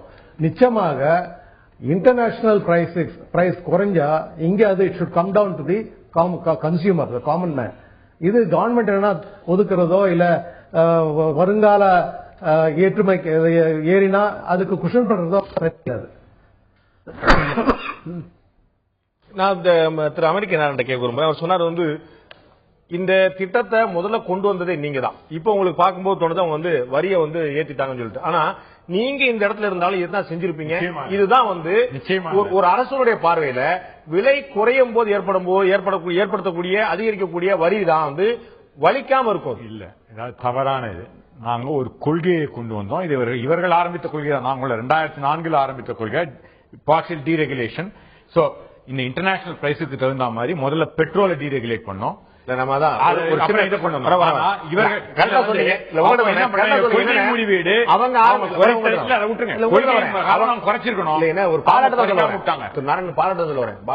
ஆரம்பிக்கிறது நீங்க அழகா தொடர்றீங்க, நீங்க ஆரம்பிக்கிறது அழகா தொடர்றாங்க. நாங்க அவங்க கிரிட்டிசைஸ் பண்ணி போய் சொல்லி அந்த பல்ட் அடிக்கல, அதான் விஷயம். நாங்க எதிர்கட்சியில போய் மறுபடியும் சொல்றேன், இன்சூரன்ஸ் பில் இருக்கச்சு எதிர்கட்சி ஆளுங்கட்சியில் இருக்கச்சு ஆதரிச்சோம், இப்பயும் ஆதரிக்கிறோம். ஆதாரம் அப்ப வேணும்னு சொன்னோம், இப்ப கொண்டு வச்சா நாங்க எதிர்க்கல. இது மாதிரி அவங்க தான் அந்த பெல்ட் அடிக்கிறாங்க. மக்கள் தெளிவாக பொய் சொல்லி மக்கள் மாற்றினீங்க ஒண்ணு இல்லைங்க. விவசாய வயத்துல அடிக்கிறாங்க. விவசாய வயத்துல எப்படி அடிக்கிறாங்க? மினிமம் சப்போர்ட் பிரைஸ் நாங்க 250 இருந்து 1350 ரூபாய் இது கொள்ளணும். இன்னைக்கு மாநில அரசுகளை விவசாயிக்கு இது கொடுக்காதீங்கன்னு அவங்க சர்க்குலர் எழுதியிருக்காங்க. அவர் விவசாயிகளுக்காக நாங்க ஆட்சிக்கு வந்தோம் சொன்னாங்க. இன்னைக்கு விவசாயி வயத்துல அடிக்கிறாங்க. இதே மாதிரி டீசல் விலையை கொடுத்தா இன்னைக்கு நிறைய இடங்கள்ல பம்ப் செட்டுக்கு நீங்க பேச நடுவில் செஞ்சுருங்க. சோ அதே மாதிரி விவசாயிகள் வயசுல பம்ப் செட்டுக்கு டீசல் விலையை ஏற்றி அடிச்சுக்கிட்டு இருக்காங்க. சைனாவா இருக்கட்டும், பாகிஸ்தானா இருக்கட்டும், ஷேம்னு சொன்னவங்க இன்னைக்கு சிவிலியன்ஸ் 2013 ஒரு சிவிலியன் கூட கொல்லப்படல. 17 சிவிலியன்ஸ் கொல்லப்பட்டிருக்காங்க. வரலாறு காரணமா அன்னைக்கு சொன்னாங்க, ஷேம்னு சொன்ன இன்னைக்கு பிரதமர் ஒரு ஷேமுக்கு பதிலா வாழ்க்கை பூரா ஷேம் சொல்லிட்டு இருந்தாங்க. அவங்க பிரசிடென்ட் இருக்கே நம்ம இடத்துல ஆக்குபை பண்ணாங்க சைனால. இன்னைக்கு எல்லா இடத்துலயும் யூ டர்ன் பண்ணி, இதுதான் உண்மை. யூ டர்ன் சர்க்கார்ன்றதுக்கு இனிமே மோடி சர்க்கார் இல்ல, யூ டர்ன் சர்க்கார்னு மக்கள் கூப்பிடணும். அந்தர் பல்டி சர்க்கார், ஆகாச பல்டி சர்க்கார்லயே இந்த மாதிரியான விமர்சனங்கள் மைனாரிட்டி அரசு, பினாமி அரசு ஓடிட்டு இருக்கு. இப்ப நீங்க இந்த மாதிரி யூ டர்ன் அரசு பூச ஆரம்பிக்கும். இது என்ன மாதிரி கல்ச்சர் கொண்டு போக பாருங்க. ஒரே பாயிண்ட் சொல்றேன். அது யூ டர்ன்ங்கிறது எப்படின்னா, இப்ப ரொம்ப அதில் பார்த்தால்தான் இந்த அரசாங்கத்தை கொண்டு வந்து விட்டு கவர்மெண்ட் நாட்டை கொண்டு வச்சுட்டு போயிட்டாங்க. இப்ப மேல ஏறணும். அப்ப ஏறும்போது மலையில ஏறும்போது யூ டர்ன் தான் பண்ணி மேல ஏற முடியுமா ஒழிய அதே இடத்துல நின்று நீங்க போக முடியுமா? ஆகவே when they are going up they have to do some U-turns. அதுல ஒண்ணும் ப்ராப்ளம் இல்ல. ரெண்டாவது அக்ரிகல்ச்சர் மலையில ஏறதுக்கு ஹேர்பின் பின்ஸ் வரலாம். யூ டர்ன் வந்துச்சுன்னா திரும்ப இறங்கி இல்ல. அது மாதிரி தான் அப்படிதான் சார் வரும். அது நல்ல பார்ட்டி சார் ஒரே பாயிண்ட் முடிச்சிடுறேன். தொடக்கத்திலேயே இது ஒரு புதிய பாதையா அல்லது யூ டர்ன் பாதையான்னு கேட்டீங்க. இது யூ டர்னும் அல்ல, புதிய பாதையும் அல்ல, ரிலே ரேஸ் நடந்துகிட்டு இருக்கு. இவர்கள் தொடங்கிய திட்டங்களை மக்கள் விரோத கொள்கை பண்ணி கிரிட்டிசைஸ் பண்ணி, ஏன்னா இது நாங்கள் செய்ய மாட்டோம், நீங்க செய்ய. நான் ஏற்கனவே இங்க சொல்லியிருக்கேன் பல முறை. அவர்கள் என்ன செய்வது, நாங்கள் தான் செய்வோம் என்பதான் பிஜேபி கொள்கை. பொருளாதாரத்தை பொறுத்த வரைக்கும் அந்த அடிப்படையில் இவர்கள் வாங்கி கொண்ட அந்த மேண்டில் இருக்கு பாருங்க, மக்களுக்கு விரோதமான இப்படிப்பட்ட கொள்கைகள் என்ற அந்த மேண்டில், அதை இவர்கள் ரிலே ரேஸாக அதே பாதையில் தான் ஓடிக்கொண்டிருக்கிறார்கள். எனவே it is neither U turn nor new path, it is the same path. ஆனால் அடிஷனலாக என்ன இருப்பது என்றால், மக்கள் இதெல்லாம் கொந்தளித்து விடாமல் தடுப்பதற்காக திசை திருப்புகின்ற அந்த சாமியார் பொம்பளை, அந்த அம்மா, அவர்களை போல மதவெறியாக அதை திசை திருப்புற உத்தியோடு சேர்ந்திருக்கிற ஆட்சி இது. மற்றபடி இது இது வந்து ரிலே ரேஸ் தான் நடத்தி கொண்டிருக்கிறார். கடைசியில் ஒரே சென்டென்ஸ் இந்துக்களுக்கும் முஸ்லீம்களுக்கும் மிஸ்டர் நாராயணன் அதாவது ஒரே ஒரு பாயிண்ட் என்னன்னா அக்ரிகல்ச்சர் டாக்ஸை பத்தி அவர் பேசுறாரு, சப்சிடிஸ் கொடுக்கறதெல்லாம் யாருக்குன்னா இது ரொம்ப காலமாக பேசப்பட்டு வருகின்றது. மிக மிக எப்படி டாக்ஸ் எவேஷன் அப்படிங்கிற மாதிரி ஆர் டாக்ஸ் அவாய்டன்ஸ்ங்கிற மாதிரி என்னன்னா அக்ரிகல்ச்சர் இன்கம் எவ்வளவு கோடிகளா இருந்தாலும் டாக்ஸே கிடையாது. ஆகவே அவைகளெல்லாம் நிறுத்த வேண்டும், அதுக்கு தேவையற்ற சப்சிடிகளை குறைக்க வேண்டும் என்று ரொம்ப காலமா பேசப்பட்டிருக்கிறது. இப்பொழுது அந்த ஜாலியா பேசிட்டு போயிருங்க. அந்த நிலைமையில உழப்பு கூட தேவைங்க. அது இல்ல தெரியும் சார், சாணம் எடுத்து போட்டுருக்காங்க. அதாவது நீங்க சொல்ற மாதிரி எவ்வளவு கோடி வருமானம் வந்தாலும் விலை கொடுத்துருங்கிற ஒரு பார்வையா இருக்கு. ஓகே, ஆனா இன்னைக்கு விவசாயம் பக்கம் வரக்கூடிய ஆட்களே குறைஞ்சிருக்காங்க. அதை மறந்துடுறீங்க. கோடி சொன்னா இருந்துருப்போங்க, லாபம் கொலிக்கட்டும். ஆனா விவசாயம் பக்கம் எட்டி பார்க்க நாளைக்கு நம்ம சாப்பாடு என்ன பண்ண யோசிக்கலாம். நம்ம கடைசியில் 2011 வந்த சென்சஸ்ல பாத்தீங்கன்னா 2001க்கான சென்சஸ் 2011க்கான சென்சஸ்ல விவசாயிகளுடைய எண்ணிக்கை குறைந்திருக்கிறது, விவசாய கூலிகளின் எண்ணிக்கை அதிகரித்திருக்கிறது. இதுதான் அதெல்லாம் இல்ல நான் சொல்றேன். அவங்களுக்கான மானியத்தை நீங்க சொல்றீங்க. கார்பரேட் நிறுவனம் கார்பரேட் நிறுவனம் 5 லட்சம் கோடி ரூபாய் வரைக்கும் நீங்க கொடுக்கக்கூடிய வரி சலுகையை வந்து இது கடமைன்னு சொல்லுவீங்க, வேலை வாய்ப்பு ஏற்படுத்தும் சொல்லுவீங்க. விவசாயிக்கு ஒரு மானியம் கொடுத்தா அவங்க வந்து உடம்பு எந்த விவசாயிக்கு சாதாரண விவசாயிக்கு என்ன பரவாயில்ல,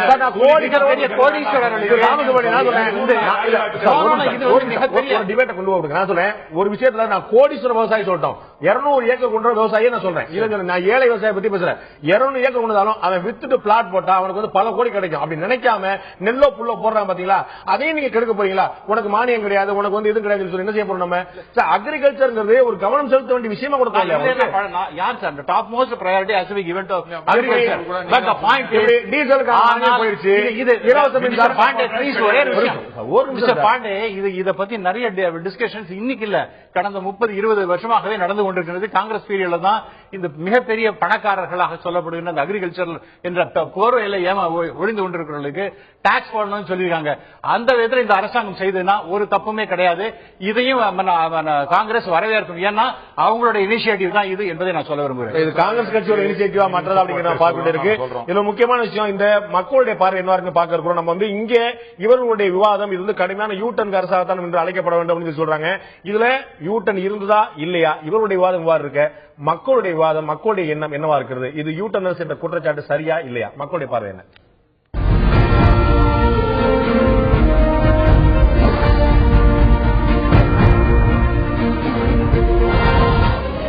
இது மல்டி அரசு என்ற குற்றச்சாட்டு நியாயமானதே என்று 69% மக்களும், நியாயமானது அல்ல என்று 26% மக்களும், சில விஷயங்களில் இந்த குற்றச்சாட்டு உண்மைதான் என்று 5% மக்களும் தெரிவித்திருக்கிறார்கள். இந்த குற்றச்சாட்டு சில விஷயங்கள் உண்மை என்று 5% மக்களும், இது நியாயமான குற்றச்சாட்டு அல்ல என்று 26% மக்களும், இது காங்கிரஸ் கட்சியின் குற்றச்சாட்டு நியாயமானதுதான் என்று 69% மக்களும் தெரிவித்திருக்கிறார்கள். நிச்சயமாக ஒரு நல்லாட்சி என்பது சொன்னதை செய்யக்கூடிய அரசாக இருக்கிறதா, சொல்லாதை செய்யக்கூடிய அரசாக இருக்கிறதா என்பதெல்லாம் தாண்டி ஒரு நல்லாட்சி என்பது மக்கள் நலன் சார்ந்த விஷயங்களை கொண்டு வரக்கூடிய அரசாக, மக்களுக்கு எதிர்பார்த்த விஷயங்களை எதை நாம் பிராமிஸ் பண்ணோமோ, எதை சொன்னோமோ அதை முறையாக செய்யக்கூடிய விஷயமாக நல்ல விஷயங்களை செய்யக்கூடிய ஆட்சி நல்லாட்சியாக இருக்க முடியும். மக்களுக்கு எது தேவையோ அதை நிறைவேற்றக்கூடிய ஆட்சி நல்லாட்சியாக இருக்க முடியும். அடுத்து இன்னும் 4.5 ஆண்டு காலம் இருக்கிறது. இந்த புதிய பாஜக அரசு எவ்வாறு செயல்பட போகிறது என்று பொறுத்தது பார்ப்போம். இந்த நிகழ்ச்சியில் கலந்து கொண்டு கருத்து விருந்தினர்கள் 5 பேருக்கும் நன்றி. பார்த்த உங்களுக்கும் நன்றி நண்பர்களை. மீண்டும் இன்னொரு நிகழ்ச்சியில் சந்திப்போம். அதுவரை நன்றி, வணக்கம்.